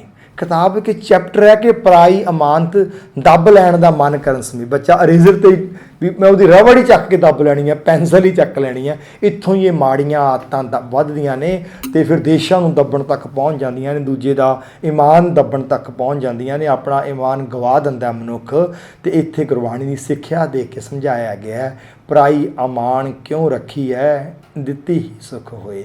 ਕਿਸੇ ਦੀ ਅਮਾਨਤ ਨਹੀਂ ਰੱਖੀ ਦੀ। ਇਹ ਗੱਲਾਂ ਇਹਨਾਂ ਪੁਸਤਕਾਂ ਰਾਹੀਂ 120 ਚੈਪਟਰ ਨੇ ਜਿਨ੍ਹਾਂ ਵਿੱਚ ਰੰਗ ਭਰਦਿਆਂ ਵਿਦਿਆਰਥੀਆਂ ਨੇ ਨੈਤਿਕ ਗੁਣਾਂ ਦਾ ਰੰਗ ਆਪਣੇ ਜੀਵਨ 'ਚ ਭਰ ਲੈਣਾ। ਅਗਲੀਆਂ ਕਿਤਾਬਾਂ ਸਕ੍ਰੈਪ ਬੁੱਕਸ। ਅਸੀਂ ਵਿਦਿਆਰਥੀਆਂ ਨੂੰ ਸਕੂਲਾਂ ਵਿੱਚ ਸਕ੍ਰੈਪ ਦਾ ਕੰਮ ਕਰਾਉਂਦੇ ਹਾਂ। ਵਿਦਿਆਰਥੀਆਂ ਨੂੰ ਕਹਿੰਦੇ ਹਾਂ ਸਟੇਸ਼ਨਰੀ ਦੁਕਾਨ 'ਤੇ ਜਾਓ, ਫਰੀडम ਫਾਈਟਰ ਲੈ ਕੇ ਆਓ, ਕੋਇਨਸ ਲੈ ਕੇ ਆਓ, ਕਿਚਨ ਆਈਟਮਸ ਲੈ ਕੇ ਆਓ, ਪਲੇਗਰਾਊਂਡ ਆਈਟਮਸ ਲਿਆਓ, ਸਕੂਲ ਦੀਆਂ ਆਈਟਮਸ ਲਿਆਓ, ਉਹ ਲਿਆ ਕੇ ਜੋੜ ਕੇ ਅਧਿਆਪਕ ਨੂੰ ਦਿਓ। ਅਸੀਂ ਇਹ ਸਾਰੀ ਸਮੱਗਰੀ ਇਹਨਾਂ ਕਿਤਾਬਾਂ ਦੇ ਵਿੱਚ ਹੀ ਉਪਲਬਧ ਕਰਵਾ ਦਿੱਤੀ ਹੈ। ਕਿਤੋਂ ਜਾ ਕੇ ਕੋਈ ਚਾਰਟ ਲੈ ਕੇ ਜਾਂ ਉਹ ਲੈ ਕੇ ਤੁਸੀਂ ਉਹਨੂੰ ਕੱਟ ਕੇ ਨਹੀਂ ਜੋੜਨਾ, ਤੁਹਾਨੂੰ ਸਾਰਾ ਕੁਝ ਇਹਨਾਂ ਕਿਤਾਬਾਂ ਵਿੱਚ ਹੀ ਉਪਲਬਧ ਹੈ। ਬੜੇ ਪਿਆਰੇ ਟਾਈਟਲ ਨੇ, ਮੈਂ ਗੁੱਡ ਹੈਬਿਟਸ। ਹੁਣ ਜਿਹੜੀਆਂ ਗੁੱਡ ਹੈਬਿਟ ਤੁਹਾਨੂੰ ਦੁਕਾਨ ਤੋਂ ਮਿਲਦੀਆਂ ਨੇ, ਉਹਨਾਂ ਗੁੱਡ ਹੈਬਿਟਸ ਨਹੀਂ ਮਿਲਦਾ ਕਿ ਸਵੇਰੇ ਉੱਠਦਿਆਂ ਸਾਰ ਚੌਂਕੜਾ ਮਾਰ ਕੇ ਅਰਦਾਸ ਕਰਨੀ ਹੈ, ਪਰਮੇਸ਼ਰ ਨਾਲ ਜੁੜਨਾ ਹੈ। ਉਹਨਾਂ ਵਿੱਚ ਨਹੀਂ ਮਿਲਦਾ ਕਿ ਪ੍ਰਸ਼ਾਦਾ ਛਕਣ ਤੋਂ ਪਹਿਲਾਂ ਪਿਆਰੇ ਬੱਚੇ ਨੇ ਬੈਠ ਕੇ ਪਰਮੇਸ਼ਰ ਦਾ ਸ਼ੁਕਰਾਨਾ ਕਰਨਾ ਹੈ, ਸਹਿਜ ਨਾਲ ਮਨ ਨੂੰ ਟਿਕਾਓ ਵਿੱਚ ਲਿਆ ਕੇ, ਮਨ ਵਿੱਚੋਂ ਅਸ਼ਾਂਤੀ ਘਬਰਾਹਟ ਖਤਮ ਕਰਕੇ ਪਿਆਰ ਨਾਲ ਪ੍ਰਸ਼ਾਦਾ ਛਕਣਾ ਹੈ। ਉਹਨੇ ਇਸ਼ਨਾਨ ਆਪਣੇ ਕਕਾਰਾਂ ਨੂੰ ਸਿਰ ਦੇ ਉੱਤੇ ਸੰਭਾਲ ਕੇ ਕਰਨਾ ਹੈ। ਉਹਨੇ ਗੁਰਦੁਆਰਾ ਸਾਹਿਬ ਜਾ ਕੇ ਸੇਵਾ ਕਰਨੀ ਹੈ, ਕੀਰਤਨ ਕਰਨਾ ਹੈ, ਚੌਰ ਕਰਨਾ ਹੈ, ਉਹਨੇ ਐਕਸਰਸਾਈਜ਼ ਕਰਨੀ ਹੈ। ਇਹ ਚੰਗੀਆਂ ਆਦਤਾਂ ਤੁਹਾਨੂੰ ਸਟੇਸ਼ਨਰੀ ਦੁਕਾਨ 'ਤੇ ਮਿਲਦੇ ਗੁੱਡ ਹੈਬਿਟਸ ਵਾਲੇ ਚਾਰਟ ਵਿੱਚੋਂ ਨਹੀਂ ਮਿਲਦੀਆਂ, ਅਸੀਂ ਇੱਥੇ ਉਪਲਬਧ ਕਰਾਈਆਂ। ਹੁਣ ਗਰੋਥ ਆਫ ਪਲਾਂਟ ਹੈ, ਉਹਨੂੰ ਪੜ੍ਹਾਇਆ। ਹੁਣ ਗੁਰਦੁਆਰਾ ਸਾਹਿਬ ਵੀ ਲੋੜੀਂਦੀਆਂ ਮੁੱਢਲੀਆਂ ਵਸਤਾਂ ਨੇ, ਉਹ ਵੀ ਅਸੀਂ ਸਕ੍ਰੈਪ ਬੁੱਕ 'ਚ ਪੜ੍ਹਾ ਦਿੱਤੀਆਂ। ਹੁਣ ਅੰਡਰਗਰਾਊਂਡ ਵੈਜੀਟੇਬਲ ਪੜ੍ਹਾ ਦਿੱਤੀਆਂ, ਅਬਵ ਗਰਾਊਂਡ ਵੈਜੀਟੇਬਲ ਪੜ੍ਹਾ ਦਿੱਤੀਆਂ। ਬਹੁਤ ਕੁਛ ਹੈ ਇਹਨਾਂ ਕਿਤਾਬਾਂ ਦੇ ਵਿੱਚ। ਮੈਂ ਸਿਰਫ ਤੁਹਾਨੂੰ ਇੱਕ ਪੰਛੀ ਝਾਤ ਦੇ ਰਿਹਾ ਤੇ ਇਹ ਪੜ੍ਹਾਉਂਦਿਆਂ ਅੰਡਰਗਰਾਊਂਡ ਵੈਜੀਟੇਬਲਸ ਨੇ, ਅਬਵ ਗਰਾਊਂਡ ਵੈਜੀਟੇਬਲਸ ਨੇ। ਸਾਡੀ ਸੋਸ਼ੀਓਲੋਜੀ ਦੇ ਵਿੱਚ, ਸਾਡੀ ਸੱਭਿਅਤਾ ਵਿੱਚ ਸਾਡੇ ਦੋ ਗੁਰੂ ਸਾਹਿਬਾਨ ਦੀਆਂ ਮਹਾਨ ਕੁਰਬਾਨੀਆਂ ਜਿਨ੍ਹਾਂ ਨੇ ਸਾਡੇ ਇਤਿਹਾਸ ਨੂੰ ਮੋੜ ਦਿੱਤਾ, ਉਹ ਵੀ ਸਾਡੀ ਸੱਭਿਅਤਾ ਦਾ ਅੰਗ ਨੇ। EVS ਦੀ ਇਸ ਕਿਤਾਬ ਵਿੱਚ, EVS ਦੀ ਇਸ ਕਿਤਾਬ ਦੇ ਵਿੱਚ ਅਸੀਂ ਮਟਾਇਰ ਗੁਰੂ ਸ਼ਹੀਦ ਗੁਰੂ ਸਾਹਿਬਾਨ ਸ਼ਾਮਲ ਕੀਤੇ। ਵਿਦਿਆਰਥੀਆਂ ਨੇ ਉਹਨਾਂ ਦੀਆਂ ਸਕ੍ਰੈਪ ਬੁੱਕ ਕੱਟ ਕੇ ਇਹਨਾਂ ਤਸਵੀਰਾਂ ਨੂੰ, ਆਪਣੇ ਇਤਿਹਾਸ ਨੂੰ ਤਾਜ਼ਾ ਕਰਨਾ ਹੈ, ਉਹਨੂੰ ਪੜ੍ਹਨਾ ਹੈ, ਉਹਨੂੰ ਸਮਝਣਾ ਹੈ, ਆਪਣੇ ਹਿਰਦੇ ਵਿੱਚ ਸਮਾਉਣਾ ਹੈ ਕਿ ਸਾਡੇ ਗੁਰੂ ਸਾਹਿਬਾਨ ਨੇ ਕਿਸ ਤਰ੍ਹਾਂ ਤੱਤੀ ਤਵੀ 'ਤੇ ਬੈਠ ਕੇ ਆਪਣੇ ਸਰੀਰ ਨੂੰ ਕੁਰਬਾਨ ਕੀਤਾ ਸਮਾਜ ਦੇ ਭਲੇ ਲਈ, ਕਿਸ ਤਰ੍ਹਾਂ ਗੁਰੂ ਤੇਗ ਬਹਾਦਰ ਸਾਹਿਬ ਨੇ ਚਾਂਦਨੀ ਚੌਂਕ ਦੇ ਵਿੱਚ ਆਪਣਾ ਸੀਸ ਦਿੱਤਾ, ਬਾਲ ਸ਼ਹੀਦ। ਹੁਣ ਬੱਚਿਆਂ ਨੇ ਆਪਣੀ ਸਕ੍ਰੈਪ ਬੁੱਕ ਵਿੱਚ ਨਿੱਕੇ ਨਿੱਕੇ ਬੱਚਿਆਂ ਨੂੰ ਕਿਵੇਂ ਸ਼ਹੀਦ ਕੀਤਾ ਗਿਆ, ਪਰ ਉਹ ਡੋਲੇ ਨਹੀਂ। ਨਿੱਕੇ ਸਾਹਿਬਜ਼ਾਦੇ ਬਾਬਾ ਅਜੇ ਸਿੰਘ ਬੰਦਾ ਬਹਾਦਰ ਦਾ ਬੇਟਾ ਜਿਹਦਾ ਦਿਲ ਕੱਢ ਕੇ ਉਹਦੇ ਪਿਤਾ ਦੇ ਮੂੰਹ 'ਚ ਥੋਪਿਆ ਗਿਆ, ਉਹ ਨੰਨੇ ਲਾਲ ਜਿਨ੍ਹਾਂ ਨੂੰ ਨਿੱਜੀਆਂ 'ਤੇ ਟੰਗਿਆ ਗਿਆ, ਮਾਤਾਵਾਂ ਦੇ ਗਲਾਂ ਵਿੱਚ ਉਹਨਾਂ ਦੇ ਟੋਟੇ ਕਰਕੇ ਝੋਲੀਆਂ ਦੇ ਵਿੱਚ ਮਾਵਾਂ ਦੇ ਬੱਚਿਆਂ ਦੇ ਹਾਰ ਪਾ ਦਿੱਤੇ ਗਏ। ਧੰਨ ਉਹ ਮਾਵਾਂ, ਜਦੋਂ ਕੋਮਲ ਬੱਚੇ ਇਸ ਇਤਿਹਾਸ ਨਾਲ ਜੁੜਨਗੇ, ਉਹਨਾਂ ਦੇ ਅੰਦਰ ਸਵਾਲ ਪੈਦਾ ਹੋਣਗੇ, ਆਪਣੇ ਅਧਿਆਪਕ ਨੂੰ ਮਾਂ ਨਾ ਪੁੱਛਣਗੇ ਕਿ ਮਾਂ ਇਹ ਲੋਕ ਕਿਹੜੀ ਮਿੱਟੀ ਦੇ ਬਣੇ ਸਨ, ਉਹ ਦੱਸਣਗੇ ਕਿ ਬਾਣੀ ਦੀ ਮਿੱਟੀ ਦੇ ਬਣੇ ਸਨ। ਇਹ ਬਾਣੀ ਨਾਲ ਇੱਕ ਰਸ ਸਨ ਤੇ ਉਹਨਾਂ ਵਿੱਚ ਇੰਨੀ ਅਗੰਮੀ ਤਾਕਤ ਸੀ ਕਿ ਉਹ ਕਦੀ ਡੋਲਦੇ ਨਹੀਂ ਸਨ ਕਿ ਉਹਨਾਂ ਨੂੰ ਬੰਦ ਵੀ ਕਿਉਂ ਨਾ ਕਟਾਉਣੇ ਪੈ ਜਾਣ, ਉਹ ਸੱਚ ਤੋਂ ਨਹੀਂ ਸਨ ਡੋਲਦੇ। ਅੱਜ ਅਸੀਂ ਵੇਖਦਾ ਨਾ ਇਕੱਲਾ ਸ਼ਖਸ ਸਮਾਜ ਵਿੱਚ ਜਿਹੜਾ ਅੱਜ ਉੱਚ ਅਹੁਦਿਆਂ 'ਤੇ ਬੈਠਾ ਹੈ, ਉਹਨਾਂ ਦੇ ਡੋਲ ਜਾਣ ਕਾਰਨ ਸਮੁੱਚਾ ਢਾਂਚਾ ਕਿਵੇਂ ਖਿਲਰਿਆ ਪਿਆ, ਕਿਉਂਕਿ ਅਸੀਂ ਉਹ ਸੱਚਾਰ ਮਨੁੱਖ ਹੀ ਨਹੀਂ ਪੈਦਾ ਕਰ ਸਕੇ ਜਿਨ੍ਹਾਂ ਮਨੁੱਖਾਂ ਨੇ ਇਮਾਨਦਾਰ ਬਣ ਕੇ ਸਮਾਜ ਦੀ ਸੇਵਾ ਕਰਨੀ ਸੀ। ਉਹ ਮਨੁੱਖ ਇਹਨਾਂ ਪੁਸਤਕਾਂ ਨੇ ਪੈਦਾ ਕਰਨੀਆਂ ਨੇ ਜਿਹੜੇ ਕਿ ਆਪਣੇ ਬੰਦ ਦਾ ਕਟਵਾ ਲੈਣਗੇ, ਆਪਣੇ ਟੋਟੇ ਦਾ ਕਰਵਾ ਲੈਣਗੇ, ਪਰ ਸੱਚ ਤੋਂ ਕਦੀ ਨਹੀਂ ਡੋਲਣਗੇ। ਇਹਨਾਂ ਮਨੁੱਖਾਂ ਦੀ ਪੈਦਾਸ਼ ਹੀ ਸਾਡਾ ਅਧਿਆਪਕਾਂ ਦਾ ਫਰਜ਼ ਹੈ। ਹੁਣ ਐਵੋਲਿਊਸ਼ਨ ਆਫ ਮੈਨ ਵੀ ਅਸੀਂ ਇੱਥੇ ਪੜ੍ਹਾ ਦਿੱਤਾ। ਸਿੱਖ ਸਕਾਲਰ ਵੀ ਇਹ 'ਚ ਪੜ੍ਹਾ ਦਿੱਤੇ। ਸੋ ਇਸ ਤਰ੍ਹਾਂ ਇਹ ਮੈਂ ਤੁਹਾਨੂੰ ਕੁਝ ਇਸ਼ਾਰੇ ਦਿੱਤੇ ਨੇ ਸਕ੍ਰੈਪ ਬੁੱਕ ਦੇ ਕਿ EVS ਦੀ ਇਸ ਕਿਤਾਬ ਨੇ ਸਮਾਜਿਕ ਗੱਲਾਂ ਪੜ੍ਹਾਉਣ ਦੇ ਨਾਲ ਨਾਲ ਸਮਾਜ ਵਿੱਚੋਂ ਮਹੱਤਵਪੂਰਨ ਗੱਲਾਂ ਜਿਹੜੀਆਂ ਸਮਾਜ ਦਾ ਅਨਿੱਖੜਵਾਂ ਅੰਗ ਨੇ, ਜਿਹੜੀਆਂ ਅੱਜ ਦੇ ਵਿਦਿਅਕ ਅਦਾਰਿਆਂ ਨੇ ਪੁਸਤਕਾਂ ਨੇ ਬਾਹਰ ਕੱਢ ਕੇ ਰੱਖ ਦਿੱਤੀਆਂ ਨੇ, ਉਹਨਾਂ ਨੂੰ ਵਾਪਸ ਸਾਡੀ ਸਮਾਜਿਕ ਸਿੱਖਿਆ ਦੇ ਵਿੱਚ ਲੈ ਕੇ ਆਉਂਦਾ ਤਾਂ ਕਿ ਵਿਦਿਆਰਥੀ ਸੱਚਾਰ ਮਨੁੱਖ ਬਣ ਸਕਣ। ਸਾਡੀਆਂ ਆਖਰੀ ਕਿਤਾਬਾਂ ਨੇ ਸਿੱਖ ਹਿਸਟਰੀ ਕਾਰਡ। ਇਹਨਾਂ ਦੇ ਵਿੱਚ ਅਸੀਂ ਇਤਿਹਾਸ ਦਾ ਚੋਣਵਾਂ ਪੱਖ ਉਜਾਗਰ ਕੀਤਾ ਜਿਹੜਾ ਕਿ ਅਣਸੁਣਿਆ ਰਹਿ ਜਾਂਦਾ ਹੈ, ਅਣਵਿਚਾਰਿਆ ਰਹਿ ਜਾਂਦਾ ਹੈ, ਉਸ ਨੂੰ ਅਸੀਂ ਵਿਦਿਆਰਥੀਆਂ ਦੇ ਨਜ਼ਰ ਕੀਤਾ ਹੈ। ਦੋਨਾਂ ਪੁਸਤਕਾਂ ਵਿੱਚ ਅਸੀਂ ਆਪਣੇ ਵਿਰਸੇ ਵਿੱਚੋਂ 40 ਮਹੱਤਵਪੂਰਨ ਵਿਸ਼ਿਆਂ ਉੱਤੇ ਚੈਪਟਰ ਸ਼ਾਮਲ ਕੀਤੇ ਨੇ। ਬਹੁਤ ਸੰਖੇਪ ਦੇ ਵਿੱਚ ਇਹ ਪੁਸਤਕਾਂ ਨੇ ਤਾਂ ਕਿ ਵਿਦਿਆਰਥੀਆਂ ਨੂੰ ਇੱਕ ਓਵਰਆਲ ਝਾਤ ਸਾਡੇ ਵਿਰਸੇ ਦੀ ਮਿਲ ਜਾਵੇ। ਸਿੱਖ ਹਿਸਟਰੀ ਕਾਰਡ ਭਾਗ ਪਹਿਲਾ ਤੇ ਭਾਗ ਦੂਜਾ, ਜਿਨ੍ਹਾਂ ਵਿੱਚ ਅਸੀਂ ਆਪਣੇ ਵਿਰਸੇ ਵਿੱਚੋਂ ਚੋਣਵੀਆਂ ਸ਼ਖਸੀਅਤਾਂ ਦੇ ਬਾਰੇ ਸੰਖੇਪ ਜਾਣਕਾਰੀ। ਗੁਰੂ ਨਾਨਕ ਸਾਹਿਬ ਤੋਂ ਗੱਲ ਸ਼ੁਰੂ ਹੁੰਦੀ ਹੈ, ਗੁਰੂ ਅੰਗਦ ਸਾਹਿਬ, ਗੁਰੂ ਅਮਰਦਾਸ ਜੀ, ਗੁਰੂ ਰਾਮਦਾਸ ਜੀ, ਗੁਰੂ ਅਰਜਨ ਦੇਵ ਜੀ, ਗੁਰੂ ਹਰਗੋਬਿੰਦ ਜੀ, ਗੁਰੂ ਹਰ ਰਾਏ ਜੀ, ਗੁਰੂ ਹਰਕ੍ਰਿਸ਼ਨ ਜੀ, ਗੁਰੂ ਤੇਗ ਬਹਾਦਰ ਜੀ। ਮੈਂ ਤੁਹਾਨੂੰ ਇੱਕ ਪੰਛੀ ਝਾਤ ਦੇ ਰਿਹਾ ਤਾਂ ਕਿ ਸੰਖੇਪ ਵਿੱਚ ਮੈਂ ਤੁਹਾਨੂੰ ਇਸ਼ਾਰਾ ਦੇ ਦੇਵਾਂ ਇਹਨਾਂ ਕਿਤਾਬਾਂ ਵਿੱਚ ਕੀ ਹੈ। 10 ਗੁਰੂ ਸਾਹਿਬਾਨ ਤੋਂ ਬਾਅਦ ਸ਼੍ਰੀ ਗੁਰੂ ਗ੍ਰੰਥ ਸਾਹਿਬ ਜੀ, ਫਿਰ ਸਾਡੇ 5 ਪਿਆਰੇ, 4 ਸਾਹਿਬਜ਼ਾਦੇ, ਹਰਿਮੰਦਰ ਸਾਹਿਬ, 5 ਤਖਤ ਸਾਡੇ ਵਿਰਸੇ ਵਿੱਚੋਂ ਸਾਡੇ ਲਈ ਅਤ ਮਹੱਤਵਪੂਰਨ 5 ਕਕਾਰ, ਫਿਰ ਸਾਡੇ ਵਿਰਸੇ ਦੀਆਂ ਉਹ ਸ਼ਖਸੀਅਤਾਂ ਜਿਨ੍ਹਾਂ ਬਾਰੇ ਅਸੀਂ ਭੁੱਲ ਚੁੱਕੇ ਹਾਂ। ਉਦਾਹਰਨ ਦੇ ਤੌਰ ਤੇ ਤੁਸੀਂ ਇਹਨਾਂ ਨੂੰ ਪਹਿਚਾਣੋ ਤਾਂ ਕੌਣ ਨੇ ਇਹ? ਕਿਸ਼ਨ ਸਿੰਘ ਗੜਗੱਜ। ਮੈਂ ਮੁਬਾਰਕ ਦਿੰਦਾ ਜਿਨ੍ਹਾਂ ਅਧਿਆਪਕਾਂ ਨੇ ਇਹਨਾਂ ਨੂੰ ਪਛਾਣ ਲਿਆ ਹੋਵੇਗਾ, ਪਰ ਮੈਨੂੰ ਇਹ ਗੱਲ ਕਹਿਣ 'ਚ ਝਿਜਕ ਨਹੀਂ ਹੈ। ਅਸੀਂ ਇਹਨਾਂ ਨੂੰ ਸਾਡੇ ਵਿੱਚੋਂ ਬਹੁਤੇ ਅਧਿਆਪਕ, ਬਹੁਤੇ ਵਿਦਿਆਰਥੀ, ਸਾਡੇ ਸਮਾਜ ਵਿਚਰਨ ਵਾਲੇ ਅਸੀਂ ਲੋਕ ਇਹਨਾਂ ਨੂੰ ਨਹੀਂ ਜਾਣਦੇ। ਕਿਸ਼ਨ ਸਿੰਘ ਗੜਗੱਜ ਦੀ ਮਹਾਨ ਕੁਰਬਾਨੀ ਹੈ ਜਿਨ੍ਹਾਂ ਨੇ ਬੱਬਰ ਅਕਾਲੀ ਲਹਿਰ ਦੀ ਸਥਾਪਨਾ ਕੀਤੀ। ਸੈਂਕੜੇ ਗੁਰਸਿੱਖਾਂ ਨੂੰ ਲਾਮਬੰਦ ਕਰਕੇ ਐਸਾ ਚੱਕਰਵਰਤੀ ਜਥਾ ਬਣਾਇਆ ਜਿਨ੍ਹਾਂ ਨੇ ਬਹੁਤ ਸਾਰੇ ਅੰਗਰੇਜ਼ ਫਰੰਗੀਆਂ ਨੂੰ, ਜਿਨ੍ਹਾਂ ਨੇ ਬਹੁਤ ਸਾਰੇ ਫਰੰਗੀਆਂ ਨੂੰ ਭਾਰਤ ਦੀ ਆਜ਼ਾਦੀ ਦੇ ਲਈ, ਪੰਜਾਬ ਦੀ ਆਜ਼ਾਦੀ ਦੇ ਲਈ ਮੌਤ ਦੇ ਘਾਟ ਉਤਾਰਿਆ। ਅਸੀਂ ਕਿਸੇ ਇੱਕ ਅੰਗਰੇਜ਼ ਅਫਸਰ ਨੂੰ ਮਾਰਨ ਵਾਲੇ ਉਸ ਦੇਸ਼ ਭਗਤ ਨੂੰ ਜ਼ਰੂਰ ਜਾਣਦੇ ਹਾਂ ਜਿਹਨੇ ਆਪਣੇ ਕੇਸ ਘਟਾ ਦਿੱਤੇ, ਜਿਹੜਾ ਇਹ ਮੰਨਦਾ ਹੈ ਕਿ ਮੈਂ ਮੀਡੀਆ ਦੇ ਸਾਹਮਣੇ ਆ ਕੇ ਆਪਣਾ ਪ੍ਰਚਾਰ ਕਰਨ ਦੇ ਲਈ ਕਿ ਮੈਂ ਦੇਸ਼ ਭਗਤੀ ਲਈ ਵੱਡਾ ਕੰਮ ਕੀਤਾ ਹੈ, ਉਹਨੇ ਆਪਣੇ ਕੇਸ ਘਟਾ ਦਿੱਤੇ। ਉਹਨੂੰ ਤਾਂ ਮੀਡੀਆ ਨੇ ਪ੍ਰਚਾਰ ਦਿੱਤਾ, ਪਰ ਬੱਬਰਾਂ ਦੇ ਲਈ ਇਹ ਮੀਡੀਆ ਦੀ ਸਮੱਸਿਆ ਸੀ ਕਿ ਇਹ ਤਾਂ ਸਰੂਪ ਦੇ ਵਿੱਚ ਨੇ, ਇਹਨਾਂ ਨਾਲ ਤਾਂ ਸਿੱਖੀ ਦੀ ਗੱਲ ਪ੍ਰਫੁੱਲਤ ਹੁੰਦੀ ਹੈ। ਤਾਂ ਉਸ ਵਕਤ ਦੇ ਮੀਡੀਆ ਨੇ ਇਹ ਵੀ ਇੱਕ ਚਾਲ ਸੀ ਕਿ ਇਸ ਨੂੰ ਦੱਬਿਆ ਜਾਵੇ, ਜਿਹੜੀ ਅੱਜ ਤੱਕ ਨਿਰੰਤਰ ਵੱਡੇ ਪੱਧਰ 'ਤੇ ਚੱਲ ਰਹੀ ਹੈ। ਅਤੇ ਜਦੋਂ ਪੱਗ ਵਾਲਾ ਕੋਈ ਗਲਤ ਕੰਮ ਕਰਦਾ ਤਾਂ ਦੁਨੀਆ ਨੂੰ ਅਸੀਂ ਖੁਦ ਦਿਖਾਉਂਦੇ ਹਾਂ, ਦੂਸਰੇ ਨਹੀਂ ਦਿਖਾਉਂਦੇ, ਅਸੀਂ ਆਪ ਹੀ ਉਹਨੂੰ ਫਾਰਵਰਡ ਕਰਕੇ ਦੁਨੀਆ ਨੂੰ ਦਿਖਾਉਂਦੇ ਹਾਂ। ਜਦ ਕੋਈ ਚੰਗਾ ਗੱਲ ਕਰਦਾ ਅਤੇ ਉਦੋਂ ਅਸੀਂ ਕਹਿੰਦੇ ਹਾਂ ਚੱਲ ਕੋਈ ਹੋਊਗਾ। ਸੋ ਇਹ ਗੱਲ ਪਿਆਰ ਵਾਲਿਓ ਸਾਡੀਆਂ ਕਿਤਾਬਾਂ ਦੇ ਵਿੱਚ ਹੈ ਕਿ ਸਾਡੇ ਵਿਰਸੇ ਵਿੱਚੋਂ ਉਹਨਾਂ ਮਹਾਂਪੁਰਖਾਂ ਦੇ, ਉਹ ਜਰਨੈਲਾਂ ਦੇ, ਸੂਰਬੀਰਾਂ ਦੇ ਜੀਵਨ ਅਸੀਂ ਇਹਨਾਂ ਕਿਤਾਬਾਂ ਵਿੱਚ ਪੜ੍ਹਾਏ ਨੇ। ਪਛਾਣੋ ਤਾਂ ਇਹਨਾਂ ਨੂੰ ਕੌਣ ਨੇ? ਭਾਈ ਮਹਾਰਾਜ ਸਿੰਘ, ਜਿਨ੍ਹਾਂ ਨੇ ਅੰਗਰੇਜ਼ ਨਾਲ ਪਹਿਲੀ ਹਥਿਆਰਬੰਦ ਟੱਕਰ 1848 ਵਿੱਚ ਲਈ। ਸਾਡੀਆਂ ਕਿਤਾਬਾਂ 1857 ਦੇ ਗਦਰ ਨੂੰ ਆਜ਼ਾਦੀ ਦਾ ਪਹਿਲਾ ਗਦਰ ਪੜ੍ਹਾਈ ਜਾਂਦੀਆਂ ਨੇ, ਜਦ ਕਿ ਇਤਿਹਾਸ ਬੋਲਦਾ ਹੈ ਕਿ ਪਹਿਲੀ ਜੰਗ 1848 ਦੇ ਵਿੱਚ ਅੰਗਰੇਜ਼ ਹਕੂਮਤ ਦੇ ਨਾਲ ਹਥਿਆਰਬੰਦ ਜੰਗ ਭਾਈ ਮਹਾਰਾਜ ਸਿੰਘ ਹੋਰਾਂ ਨੇ ਲੜੀ। ਜਰਨਲ ਮੋਹਨ ਸਿੰਘ, ਪਛਾਣੋ ਕਾ ਇਹਨਾਂ ਨੂੰ? ਅਸੀਂ ਪਛਾਣਦੇ ਹਾਂ ਇਹਨਾਂ ਨੂੰ। ਸਾਡੀਆਂ ਕਿਤਾਬਾਂ 'ਚ ਪੜ੍ਹਾਇਆ ਜਾਂਦਾ ਕਿ ਆਜ਼ਾਦ ਹਿੰਦ ਫੌਜ ਦਾ ਨਿਰਮਾਤਾ, ਆਜ਼ਾਦ ਹਿੰਦ ਫੌਜ ਨੂੰ ਸਥਾਪਿਤ ਕਰਨ ਵਾਲੇ ਜਰਨਲ ਮੋਹਨ ਸਿੰਘ। ਸੁਭਾਸ਼ ਚੰਦਰ ਬੋਸ ਦਾ ਨਾਂ ਲਈਏ ਤਾਂ ਝੱਟ ਸਾਨੂੰ ਪਤਾ ਹੁੰਦਾ ਇਹ ਕੌਣ ਹੈ। ਸੁਭਾਸ਼ ਚੰਦਰ ਬੋਸ ਨੇ ਵੀ ਵੱਡਾ ਕੰਮ ਕੀਤਾ ਹੈ, ਉਹਦਾ ਨਾਮ ਵੀ ਆਉਣਾ ਚਾਹੀਦਾ ਹੈ। ਪਰ ਜਨਰਲ ਮੋਹਨ ਸਿੰਘ ਦੀ ਗਲਤੀ ਕੀ ਸੀ? ਉਹਦਾ ਨਾਮ ਕਿਤਾਬਾਂ 'ਚੋਂ ਅਲੋਪ ਕਿਉਂ ਹੋਇਆ? ਜਿਹਦੀ ਇੱਕ ਹੀ ਕਾਲ, ਜਦੋਂ ਉਹ 1942 ਦੇ ਵਿੱਚ ਸਿੰਗਾਪੁਰ ਦੀ ਧਰਤੀ ਤੋਂ ਕਾਲ ਦਿੰਦੇ ਨੇ ਕਿ ਮੈਂ ਭਾਰਤ ਨੂੰ ਆਜ਼ਾਦ ਕਰਾਉਣਾ ਹੈ ਅਤੇ ਮੈਨੂੰ ਸਿਰ ਚਾਹੀਦੇ ਨੇ। ਇੱਕ ਛੋਟੀ ਜਿਹੀ ਇਤਿਹਾਸਕ ਘਟਨਾ ਨਹੀਂ ਕਿ 40,000 ਜਿਨ੍ਹਾਂ ਵਿੱਚੋਂ ਬਹੁਤੇ ਪੰਜਾਬੀ ਅਤੇ ਪੰਜਾਬੀਆਂ ਵਿੱਚੋਂ ਬਹੁਤ ਭਾਰੀ ਗਿਣਤੀ ਸਿੱਖਾਂ ਦੀ ਸੀ, ਜਿਨ੍ਹਾਂ ਨੇ ਕਿਹਾ ਦੱਸ ਮੋਹਨ ਸਿੰਘ ਕਰਨਾ ਕੀ ਹੈ, ਸਾਡਾ ਸਿਰ ਹਾਜ਼ਰ ਹੈ। ਸੋ ਐਡੀ ਵੱਡੀ ਫੌਜ ਇੱਕ ਕਾਲ ਦੇ ਉੱਤੇ ਸਿੰਗਾਪੁਰ ਵਿੱਚੋਂ ਦਿੱਤੀ 1942 ਦੀ ਉਸ ਕਾਲ ਨੇ 40,000 ਲੋਕਾਂ ਦੀ ਫੌਜ ਖੜੀ ਕਰ ਦਿੱਤੀ। ਸੋ ਪਿਆਰ ਵਾਲਿਓ, ਐਸੇ ਆਜ਼ਾਦੀ ਘੁਲਾਟੀਏ ਜਰਨਲ ਮੋਹਨ ਸਿੰਘ ਨੂੰ ਸਾਡੀਆਂ ਕਿਤਾਬਾਂ 'ਚ ਕਿਉਂ ਨਹੀਂ ਪੜ੍ਹਾਇਆ ਜਾਂਦਾ? ਅਸੀਂ ਭੁੱਲ ਗਏ ਹਾਂ ਡਾਕਟਰ ਦੀਵਾਨ ਸਿੰਘ ਕਾਲੇ ਪਾਣੀ ਨੂੰ। ਕਿਉਂ ਬਈ? ਕੀ ਗਲਤੀ ਹੈ? ਡਾਕਟਰ ਦੀਵਾਨ ਸਿੰਘ ਕਾਲੇ ਪਾਣੀ ਉਹ ਆਜ਼ਾਦੀ ਘੁਲਾਟੀਏ ਨੇ, ਉਹ ਲਿਖਾਰੀ ਨੇ, ਉੱਚੇ ਸੁੱਚੇ ਜੀਵਨ ਵਾਲੇ ਸੱਚਾਰ ਮਨੁੱਖ ਨੇ, ਜਿਨ੍ਹਾਂ ਨੇ ਅੰਡੇਮਾਨ ਨਿਕੋਬਾਰ ਵੀ ਜਦੋਂ ਜਾਪਾਨੀਆਂ ਨੇ ਕਬਜ਼ਾ ਕੀਤਾ ਤੇ ਅੰਡੇਮਾਨ ਨਿਕੋਬਾਰ ਦੀਆਂ ਕੁੜੀਆਂ ਨੂੰ ਅਗਵਾ ਕਰਕੇ ਜਾਪਾਨੀਆਂ ਦੀ ਹਵਸ਼ ਮਟਾਉਣ ਲਈ ਸਪਲਾਈ ਕਰਨਾ ਸ਼ੁਰੂ ਕੀਤਾ, ਤਾਂ ਡਾਕਟਰ ਦੀਵਾਨ ਸਿੰਘ ਕਾਲੇ ਪਾਣੀ ਨੇ ਉੱਥੇ ਹਾਂ ਦਾ ਨਾਅਰਾ ਮਾਰਿਆ ਤੇ ਉਹਨਾਂ ਲੜਕੀਆਂ ਦੀ ਆਜ਼ਾਦੀ ਲਈ ਸੰਘਰਸ਼ ਕੀਤਾ। ਇਸ ਦੋਸ਼ ਵਿੱਚ ਡਾਕਟਰ ਦੀਵਾਨ ਸਿੰਘ ਕਾਲੇ ਪਾਣੀ ਇੱਥੇ ਜ਼ਿਕਰ ਕਰਨਾ ਜ਼ਰੂਰੀ ਹੈ ਕਿ ਉਸ ਵੇਲੇ ਉਹ ਜਾਪਾਨੀਆਂ ਦੇ ਨਾਲ ਹੀ ਉਹਨਾਂ ਦੀ ਸਰਕਾਰ ਦੇ ਹੀ ਡਾਇਰੈਕਟਰ ਹੈਲਥ ਸਨ।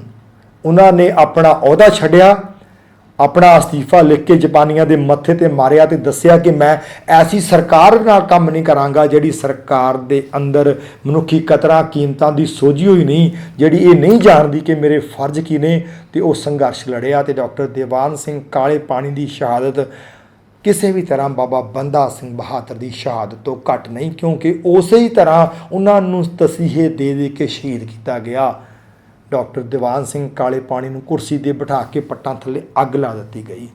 ਡਾਕਟਰ ਦੀਵਾਨ ਸਿੰਘ ਕਾਲੇ ਪਾਣੀ ਦੇ ਹੱਥਾਂ ਤੇ ਪੈਰਾਂ ਦੇ ਨਹੁੰ ਖਿੱਚ ਕੇ ਉਖੇੜ ਦਿੱਤੇ ਗਏ। ਡਾਕਟਰ ਦੀਵਾਨ ਸਿੰਘ ਕਾਲੇ ਪਾਣੀ ਦੇ ਸਰੀਰ ਨੂੰ ਜੰਬੂਰਾ ਨਾਲ ਨੋਚਿਆ ਗਿਆ। ਡਾਕਟਰ ਦੀਵਾਨ ਸਿੰਘ ਕਾਲੇ ਪਾਣੀ ਦੀਆਂ ਅੱਖਾਂ ਵਿੱਚ ਗਰਮ ਸਲਾਖਾਂ ਤੱਤੀਆਂ ਕਰਕੇ ਆਰ ਪਾਰ ਕਰ ਦਿੱਤੀਆਂ ਗਈਆਂ। ਕਿੱਡੀ ਕੁਰਬਾਨੀ ਹੈ ਡਾਕਟਰ ਦੀਵਾਨ ਸਿੰਘ ਕਾਲੇ ਪਾਣੀ ਦੀ। ਪਿਆਰ ਵਾਲਿਓ, ਜੇ ਅਸੀਂ ਆਪਣੇ ਸਕੂਲਾਂ ਦੀਆਂ ਕਿਤਾਬਾਂ ਵਿੱਚ ਜਰਨਲ ਮੋਹਨ ਸਿੰਘ ਨੂੰ ਨਹੀਂ ਪੜ੍ਹਾਉਣਾ, ਡਾਕਟਰ ਦੀਵਾਨ ਸਿੰਘ ਕਾਲੇ ਪਾਣੀ ਨੂੰ ਨਹੀਂ ਪੜ੍ਹਾਉਣਾ, ਭਾਈ ਮਹਾਰਾਜ ਸਿੰਘ ਨੂੰ ਨਹੀਂ ਪੜ੍ਹਾਉਣਾ, ਅਸੀਂ ਕਿਸ਼ਨ ਸਿੰਘ ਗੜਗੱਜ ਨਹੀਂ ਪੜ੍ਹਾਉਣਾ, ਤੇ ਪਿਆਰ ਵਾਲਿਓ ਅਸੀਂ ਕਰਨਾ ਕੀ ਹੈ? ਤੇ ਅਸੀਂ ਕਿਵੇਂ ਪੈਦਾ ਕਰਾਂਗੇ ਉਹ ਸੂਰਬੀਰ ਯੋਧੇ ਜਿਹੜੇ ਸੱਚ ਲਈ ਆਪਣਾ ਆਪਾ ਨਿਸ਼ਾਵਰ ਕਰ ਸਕਣ ਦੀ ਸਮਰੱਥਾ ਰੱਖਦੇ ਹੋਣ? ਸੋ ਪਿਆਰ ਵਾਲਿਓ, ਇਹ ਇੱਕ ਯਤਨ ਹੈ ਆਤਮ ਪ੍ਰਕਾਸ਼ ਟੀਮ ਦਾ। ਇਹਨਾਂ 24 ਪ੍ਰਕਾਸ਼ਨਾਵਾਂ ਦੇ ਰਾਹੀਂ ਜਿਹੜੀਆਂ ਨਰਸਰੀ ਤੋਂ ਲੈ ਕੇ 9ਵੀਂ ਤੱਕ ਦੇ ਵਿਦਿਆਰਥੀਆਂ ਦੇ ਸਿਲੇਬਸ ਲਈ ਤਿਆਰ ਕੀਤੀਆਂ ਗਈਆਂ ਨੇ, ਇਹ ਸਿਰਫ ਕਿਤਾਬਾਂ ਨਹੀਂ ਹਨ। ਇਹਨਾਂ ਦੇ ਮਗਰ ਇੱਕ ਸੋਚ ਹੈ, ਇਹਨਾਂ ਦੇ ਮਗਰ ਇੱਕ ਵਿਰਾਸਤ ਹੈ। ਉਸ ਵਿਰਾਸਤ ਨੂੰ ਮੁੜ ਸੁਰਜੀਤ ਕਰਨਾ ਹੈ ਤੇ ਭਾਵਨਾ ਇਹੀ ਹੈ ਕਿ ਜਿਸ ਵਿਸ਼ੇ ਤੇ ਅੱਜ ਅਸੀਂ 2 ਰੋਜ਼ਾ ਕਾਰਜਸ਼ਾਲਾ ਵਿੱਚ ਜੁੜੇ ਹਾਂ ਕਿ ਵਿਦਿਆਰਥੀਆਂ ਨੂੰ ਐਸੀ ਵਿਦਿਅਕ ਸਮੱਗਰੀ ਦਈਏ ਜਿਹਨੂੰ ਪੜ੍ਹਦੇ ਹਾਂ ਉਹ ਸਹਿਜੇ ਸਹਿਜੇ ਸੱਚ ਦੇ ਉੱਪਰ ਆਪਾ ਵਾਰਨ ਲਈ ਤਿਆਰ ਹੋ ਜਾਣ, ਉਹਨਾਂ ਦੇ ਆਚਰਣ ਵਿੱਚ ਸੱਚ ਭਰਿਆ ਜਾਵੇ, ਸੱਚ ਘੜਿਆ ਜਾਵੇ, ਉਹ ਸੱਚਾਰ ਮਨੁੱਖ ਬਣ ਸਕਣ। ਸੋ ਆਤਮ ਪ੍ਰਕਾਸ਼ ਵੱਲੋਂ ਇਹ ਸੇਵਾ ਤੁਹਾਡੇ ਵਿਦਿਆਰਥੀਆਂ ਦੀ ਸੱਚਾਰ ਮਨੁੱਖਾਂ ਵਜੋਂ ਘਾਟ ਕੱਢਣ ਦੀ ਇੱਕ ਨਿਮਾਣਾ ਜਿਹਾ ਯਤਨ ਹੈ। ਆਸ ਕਰਦੇ ਹਾਂ ਕਿ ਤੁਸੀਂ ਇਹਨਾਂ ਵਿਚਾਰਾਂ ਦਾ ਲਾਹਾ ਲੈਂਦਿਆਂ ਮਨ ਵਿੱਚ ਇਹ ਨਿਰਣਾ ਪਰਪੱਕ ਕਰ ਲਿਆ ਹੋਵੇਗਾ, ਇਹ ਜਿਗਿਆਸਾ ਆਪਣੀ ਪ੍ਰਬਲ ਕਰ ਲਈ ਹੋਵੇਗੀ ਕਿ ਅਸੀਂ ਆਪੋ ਆਪਣੀਆਂ ਕਲਾਸਾਂ ਵਿੱਚ ਸ਼੍ਰੋਮਣੀ ਗੁਰਦੁਆਰਾ ਪ੍ਰਬੰਧਕ ਕਮੇਟੀ ਦੇ ਸਮੂਹ ਸਕੂਲਾਂ ਵਿੱਚ ਇਸ ਸਿਲੇਬਸ ਨੂੰ ਲਾਗੂ ਕਰਕੇ ਪੰਜਾਬ ਦੀ ਵਿਰਾਸਤੀ ਵਿਦਿਅਕ ਪ੍ਰਣਾਲੀ ਨੂੰ ਮੁੜ ਤੋਂ ਸੁਰਜੀਤ ਕਰਨ ਦੇ ਲਈ ਕਾਰਜਸ਼ੀਲ ਹੋਵਾਂਗੇ। ਸੋ ਆਓ ਸੱਚਾਰ ਮਨੁੱਖਾਂ ਦਾ ਕਾਫਲਾ ਬਣਾਈਏ। ਇਹ ਆਤਮ ਪ੍ਰਕਾਸ਼ ਸੋਸ਼ਲ ਵੈਲਫੇਅਰ ਕੌਂਸਲ ਦੇ ਮੀਡੀਆ ਲਿੰਕਸ ਨੇ, ਜਿੱਥੇ ਤੁਸੀਂ ਆਤਮ ਪ੍ਰਕਾਸ਼ ਸੋਸ਼ਲ ਵੈਲਫੇਅਰ ਕੌਂਸਲ ਦੇ YouTube ਤੇ ਵਿਜ਼ਿਟ ਕਰਕੇ ਸਬਸਕ੍ਰਾਈਬ ਕਰ ਸਕਦੇ ਹੋ, ਲਾਈਕ ਕਰ ਸਕਦੇ ਹੋ, ਤਾਂ ਕਿ ਤੁਹਾਨੂੰ ਇਹ ਲਗਾਤਾਰ ਸੁਨੇਹੇ ਰੋਜ਼ਾਨਾ ਮਿਲਦੇ ਰਹਿਣ। ਜੋ ਇਹ ਬਹੁਤ ਸੁੰਦਰ ਉਪਰਾਲਾ 2 ਦਿਨਾਂ ਕਾਰਜਸ਼ਾਲਾ ਦਾ ਡਾਕਟਰ ਤੇਂਦਰ ਕੌਰ ਹੋਰਾਂ ਨੇ, ਸਤਵੰਤ ਕੌਰ ਜੀ ਨੇ ਕੀਤਾ ਹੈ, ਤਾਂ ਕਿ ਅਧਿਆਪਕਾਂ ਦੇ ਰੂਬਰੂ ਹੋ ਕੇ ਅਸੀਂ ਇਹਨਾਂ ਵਿਚਾਰਾਂ ਦੀ ਸਾਂਝ ਕਰ ਸਕੀਏ ਤਾਂ ਸ਼੍ਰੋਮਣੀ ਗੁਰਦੁਆਰਾ ਪ੍ਰਬੰਧਕ ਕਮੇਟੀ ਦੇ ਸਕੂਲਾਂ ਵਿੱਚ ਇਸ ਮਹਾਨ ਕਾਰਜ ਨੂੰ ਆਰੰਭ ਕਰ ਸਕੀਏ। ਸਾਡਾ ਰਾਬਤਾ ਨਿਰੰਤਰ ਬਣਿਆ ਰਹੇ। ਸੋ ਮੈਂ ਬੇਨਤੀ ਕਰਾਂਗਾ ਆਤਮ ਪ੍ਰਕਾਸ਼ ਦੇ YouTube ਚੈਨਲ ਔਰ ਫੇਸਬੁੱਕ ਪੇਜ ਨੂੰ ਸਾਰੇ ਅਧਿਆਪਕ ਜ਼ਰੂਰ ਲਾਈਕ ਕਰ ਲੈਣ। ਅਸੀਂ ਰੋਜ਼ਾਨਾ ਹਰ ਰੋਜ਼ ਇੱਕ ਛੋਟਾ ਜਿਹਾ ਸਬਕ ਦਿੰਦੇ ਹਾਂ ਜਿਹੜਾ 20 ਮਿੰਟਾਂ ਦੇ ਵਿੱਚ ਵਿਦਿਆਰਥੀਆਂ ਨੂੰ ਉਚੇਚੀ ਸੇਧ ਦਿੰਦਾ ਹੈ। ਉਹ ਤੁਹਾਡੇ ਲਈ, ਤੁਹਾਡੇ ਪਰਿਵਾਰ ਲਈ, ਤੁਹਾਡੇ ਵਿਦਿਆਰਥੀਆਂ ਲਈ ਵਡਮੁੱਲਾ ਯੋਗਦਾਨ ਪਾਏਗਾ। ਰੋਜ਼ਾਨਾ ਤੁਹਾਡੇ ਅੰਦਰ ਇਹ ਉਤਸ਼ਾਹ ਤਰੋ ਤਾਜ਼ਾ ਰੱਖਣ ਦੇ ਲਈ ਆਤਮ ਪ੍ਰਕਾਸ਼ ਸੋਸ਼ਲ ਵੈਲਫੇਅਰ ਕੌਂਸਲ ਵੱਲੋਂ ਵਿਦਿਆਰਥੀਆਂ ਦੀ ਉਚੇਚੀ ਘਾਟ ਦੇ ਲਈ ਇਹ ਆਤਮ ਪ੍ਰਕਾਸ਼ ਐਪ ਵੀ ਤਿਆਰ ਕੀਤੀ ਗਈ ਹੈ। ਤੁਸੀਂ ਇਸ ਨੂੰ ਵੀ ਗੂਗਲ ਪਲੇ ਸਟੋਰ ਤੋਂ ਡਾਊਨਲੋਡ ਕਰਕੇ ਰੋਜ਼ਾਨਾ ਇਹਦੇ 'ਚੋਂ ਸਬਕ ਪ੍ਰਾਪਤ ਕਰ ਸਕਦੇ ਹੋ। ਸੋ ਜਦੋਂ ਸਮਾਂ ਮਿਲਿਆ ਮੈਂ ਤੁਹਾਡੇ ਨਾਲ ਇਸ ਐਪ ਸੰਬੰਧੀ ਵਿਸਥਾਰ ਵਿੱਚ ਹੋਰ ਵਿਚਾਰਾਂ ਕਰਾਂਗਾ। ਇਹ ਐਪ ਇੱਕ ਮਾਂ ਦਾ ਕੰਮ ਕਰਦੀ ਹੈ, ਇੱਕ ਦਾਦੀ ਦਾ ਕੰਮ ਕਰਦੀ ਹੈ। ਜਿਹੜੇ ਬਜ਼ੁਰਗਾਂ ਦੇ ਕੰਮ ਸਾਡੇ ਪਰਿਵਾਰਾਂ ਵਿੱਚ ਹੋਇਆ ਕਰਦੇ ਸਨ, ਵਿਦਿਆਰਥੀ ਦੀ ਇੱਕ ਨਵੇਕਲੇ ਢੰਗ ਨਾਲ ਘਾੜਤ ਘੜਿਆ ਕਰਦੇ ਸਨ। ਸੋ ਅਧਿਆਪਕਾਂ ਦਾ ਕੰਮ ਕਰਨ ਦੇ ਲਈ ਮੈਂ ਤੁਹਾਨੂੰ ਇਹ ਵਿਸ਼ੇਸ਼ ਵਿਦਿਅਕ ਸਮੱਗਰੀ ਤੁਹਾਡੀ ਸੇਵਾ ਵਿੱਚ ਅੱਜ ਵਿਚਾਰ ਕੀਤੀ ਹੈ, ਜਿਹਨੂੰ ਤੁਸੀਂ ਅਪਣਾਉਣਾ ਹੈ ਤੇ ਇਹ ਪਰਿਵਾਰਾਂ ਨੇ ਇਹਨੂੰ ਕਿਵੇਂ ਵਰਤਣਾ ਹੈ ਉਹਦੇ ਲਈ ਆਤਮ ਪ੍ਰਕਾਸ਼ ਐਪ ਕੰਮ ਕਰਦੀ ਹੈ। ਸੋ ਮੈਂ ਤੁਹਾਨੂੰ ਇਸ਼ਾਰਾ ਕਰ ਦੇਵਾਂ, ਆਤਮ ਪ੍ਰਕਾਸ਼ ਟੀਮ ਇਹ ਸਮਝਦੀ ਹੈ ਕਿ ਇੱਕ ਪਾਸੇ ਅਧਿਆਪਕ ਤੇ ਦੂਜੇ ਪਾਸੇ ਪਰਿਵਾਰ, ਇਹ ਦੋਨੋਂ ਇੱਕ ਥੰਮ ਨੇ ਜਿਨ੍ਹਾਂ ਨੇ ਵਿਦਿਆਰਥੀਆਂ ਦੀ ਘਾਟ ਘੜਨੀ ਹੈ। ਅਸੀਂ ਦੋਨਾਂ ਨੂੰ ਸਪੋਰਟ ਕਰ ਰਹੇ ਹਾਂ, ਦੋਨਾਂ ਵਾਸਤੇ ਰਿਸੋਰਸ ਮਟੀਰੀਅਲ ਪੈਦਾ ਕਰ ਰਹੇ ਹਾਂ ਕਿ ਵਿਦਿਅਕ ਅਦਾਰਿਆਂ ਵਿੱਚ ਕੀ ਵਰਤਿਆ ਜਾਣਾ ਹੈ ਤੇ ਪਰਿਵਾਰਾਂ ਵਿੱਚ ਕੀ ਵਰਤਿਆ ਜਾਣਾ ਹੈ, ਤੇ ਦੋਨੋਂ ਸਹਾਰਿਆਂ ਉੱਤੇ ਵਿਦਿਆਰਥੀ ਖੜੇ ਹੋ ਕੇ ਸੱਚਾਰ ਮਨੁੱਖ ਵਜੋਂ ਪ੍ਰਫੁੱਲਤ ਹੋ ਜਾਣ। ਤੁਸੀਂ ਵਿਦਿਅਕ ਅਦਾਰਿਆਂ ਨੇ ਕੀ ਕਰਨਾ ਹੈ, ਮੈਂ ਅੱਜ ਤੁਹਾਡੇ ਨਾਲ ਸਾਂਝਾ ਕੀਤਾ ਹੈ ਕਿ ਪੰਜਾਬ ਦੀ ਵਿਰਾਸਤੀ ਵਿਦਿਅਕ ਪ੍ਰਣਾਲੀ ਨੂੰ ਮੁੜ ਸੁਰਜੀਤ ਕਰਨ ਲਈ ਵਿਦਿਅਕ ਅਦਾਰਿਆਂ ਦੇ ਕੀ ਫਰਜ਼ ਨੇ, ਵਿਦਿਅਕ ਅਦਾਰਿਆਂ ਦਾ ਕੀ ਸਿਲੇਬਸ ਹੋਵੇ, ਮੈਂ ਤੁਹਾਡੇ ਨਾਲ ਸਾਂਝਾ ਕੀਤਾ। ਤੇ ਹੁਣ ਦੂਜੇ ਪਾਸੇ ਪਰਿਵਾਰਾਂ ਦੇ ਕੀ ਫਰਜ਼ ਹੋਣ, ਤਾਂ ਅਸੀਂ ਅਧਿਆਪਕ ਜਦੋਂ ਮਾਂ-ਬਾਪ ਵਜੋਂ ਵਿਚਰਦੇ ਹਾਂ ਤਾਂ ਅਸੀਂ ਪਰਿਵਾਰਾਂ ਵਿੱਚ ਕਿਵੇਂ ਕੰਮ ਕਰੀਏ, ਇਹਦੇ ਲਈ ਇੱਕ ਆਤਮ ਪ੍ਰਗਾਸ ਐਪ ਇੱਕ ਬਹੁਤ ਵੱਡੀ ਸਮੱਗਰੀ ਹੈ। ਗੁਰੂ ਪਿਤਾ ਜੀ ਬਖਸ਼ਿਸ਼ ਕਰਨਗੇ, ਛੇਤੀ ਸਮਾਂ ਬਣੇਗਾ, ਮੈਂ ਤੁਹਾਡੇ ਨਾਲ ਇਹਦੀ ਵੀ ਵਿਸਥਾਰ ਵਿੱਚ ਸਾਂਝ ਕਰਾਂਗਾ ਤਾਂ ਕਿ ਤੁਸੀਂ ਆਪਣੇ ਵਿਦਿਆਰਥੀਆਂ ਦੇ ਮਾਪਿਆਂ ਦੀਆਂ ਕਾਰਜਸ਼ਾਲਾਵਾਂ ਲਗਾ ਕੇ ਕਿਸੇ ਵੇਲੇ ਆਪਾਂ ਸਬੱਬ ਬਣਾਈਏ ਕਿ ਸ਼੍ਰੋਮਣੀ ਗੁਰਦੁਆਰਾ ਪ੍ਰਬੰਧਕ ਕਮੇਟੀ ਦੇ ਜਿੰਨੇ ਵਿਦਿਆਰਥੀ ਨੇ ਉਹਨਾਂ ਵਿਦਿਆਰਥੀਆਂ ਦੇ ਮਾਪਿਆਂ ਦੀ ਅਸੀਂ ਕਾਰਜਸ਼ਾਲਾ ਰੱਖੀਏ। ਤੇ ਉਸ ਕਾਰਜਸ਼ਾਲਾ ਵਿੱਚ ਅਸੀਂ ਇਸ ਐਪ ਦੀ ਵਿਚਾਰ ਕਰਾਂਗੇ ਕਿ ਘਰਾਂ ਦੇ ਵਿੱਚ ਮਾਪੇ ਆਪਣੇ ਬੱਚਿਆਂ ਨੂੰ ਜਿਹੜੇ ਕਿ ਮੋਬਾਈਲ ਫੋਨ ਦਾ ਖਹਿੜਾ ਨਹੀਂ ਛੱਡਦੇ, ਉੱਥੇ ਪਤਾ ਨਹੀਂ ਕੀ ਕਰਦੇ ਨੇ, ਉੱਥੇ ਉਹਨਾਂ ਨੂੰ ਇਹੋ ਜਿਹਾ ਵਧੀਆ ਰਿਸੋਰਸ ਮਟੀਰੀਅਲ ਦੇ ਦਈਏ ਐਪ ਦੇ ਰੂਪ ਵਿੱਚ। ਘਰਾਂ ਵਿੱਚ ਮਾਪੇ ਆਪਣਾ ਕੰਮ ਕਰਨ, ਸਕੂਲਾਂ ਵਿੱਚ ਅਧਿਆਪਕ ਆਪਣਾ ਕੰਮ ਕਰਨ, ਤੇ ਫਿਰ ਕਿਵੇਂ ਨਹੀਂ ਹੋਵੇਗਾ ਕਿ ਸੱਚਿਆਰ ਮਨੁੱਖਾਂ ਦਾ ਕਾਫਲਾ ਪ੍ਰਫੁੱਲਤ ਹੋਵੇਗਾ। ਇਹ ਸਾਡਾ ਦ੍ਰਿੜ ਸੰਕਲਪ ਹੈ। ਆਤਮ ਪ੍ਰਕਾਸ਼ ਟੀਮ ਗੁਰੂ ਨਾਨਕ ਸਾਹਿਬ ਦੇ ਚਰਨਾਂ ਤੇ ਭਰੋਸਾ ਰੱਖ ਕੇ ਕਾਰਜਸ਼ੀਲ ਹੈ ਕਿ ਆਪਾਂ ਇਕੱਠੇ ਹੋ ਕੇ ਹੰਬਲਾ ਮਾਰੀਏ ਤੇ ਆਪੋ ਆਪਣੇ ਸੰਪਰਕ ਵਿਚਲੇ ਹਰ ਵਿਦਿਆਰਥੀ ਦੀ, ਹਰ ਹੋਣਹਾਰ ਵਿਦਿਆਰਥੀ ਦੀ ਉਚੇਚਾ ਧਿਆਨ ਦੇ ਕੇ ਜਿਹੜੀ ਹੈ ਸੱਚਾਰ ਮਨੁੱਖਾਂ ਵਜੋਂ ਘਾਟ ਕੱਢ ਦਈਏ ਤਾਂ ਕਿ ਸਾਡਾ ਸਮਾਜ ਛੇਤੀ ਹੀ ਖੁਸ਼ਹਾਲ ਸਮਾਜ ਬਣ ਜਾਵੇ, ਹਲੀਮੀ ਰਾਜ ਸਥਾਪਿਤ ਹੋ ਜਾਵੇ। ਇੰਨੀ ਕੁ ਸੇਵਾ ਪ੍ਰਵਾਨ ਕਰਨੀ ਆਸ ਕਰਦਾ ਹਾਂ ਕਿ ਸ਼੍ਰੋਮਣੀ ਗੁਰਦੁਆਰਾ ਪ੍ਰਬੰਧਕ ਕਮੇਟੀ ਦੇ ਸਾਰੇ ਸਤਿਕਾਰਯੋਗ ਅਧਿਆਪਕ ਸਾਹਿਬਾਨ, ਪ੍ਰਿੰਸੀਪਲ ਸਾਹਿਬਾਨ ਤੇ ਪ੍ਰਬੰਧਕ ਹੰਬਲਾ ਮਾਰਨਗੇ ਕਿ ਅਸੀਂ ਆਪੋ ਆਪਣੇ ਵਿਦਿਅਕ ਅਦਾਰਿਆਂ ਨੂੰ ਜਿੱਥੇ ਜਿੱਥੇ ਸਾਡੀ ਡਿਊਟੀ ਲੱਗੀ ਹੈ, ਜਿੱਥੇ ਜਿੱਥੇ ਅਸੀਂ ਆਪਣੀਆਂ ਸੇਵਾਵਾਂ ਦੇ ਰਹੇ ਹਾਂ, ਉੱਥੇ ਸੱਚਿਆਰ ਮਨੁੱਖਾਂ ਦੀ ਘਾਟ ਲਈ ਇਸ ਨਵੇਕਲੇ ਸਿਲੇਬਸ ਨੂੰ ਅਪਣਾ ਕੇ ਜਥੇਬੰਦ ਹੋਵਾਂਗੇ, ਕਾਰਜਸ਼ੀਲ ਹੋਵਾਂਗੇ ਤੇ ਆਪੋ ਆਪਣਾ ਯੋਗਦਾਨ ਪਾ ਕੇ ਆਪਣੇ ਸਮਾਜ ਨੂੰ ਖੁਸ਼ਹਾਲ ਕਰਾਂਗੇ। ਇੰਨੀਆਂ ਕੋਈ ਬੇਨਤੀਆਂ ਨਾਲ ਖਿਮਾ ਦਾ ਜਾਚਕ ਹਾਂ। ਹੋਈਆਂ ਭੁੱਲਾਂ ਲਈ ਖਿਮਾ, ਬਲਾਓ ਫਤਿਹ। ਵਾਹਿਗੁਰੂ ਜੀ ਕਾ ਖਾਲਸਾ, ਵਾਹਿਗੁਰੂ ਜੀ ਕੀ ਫਤਿਹ। आत्म परगास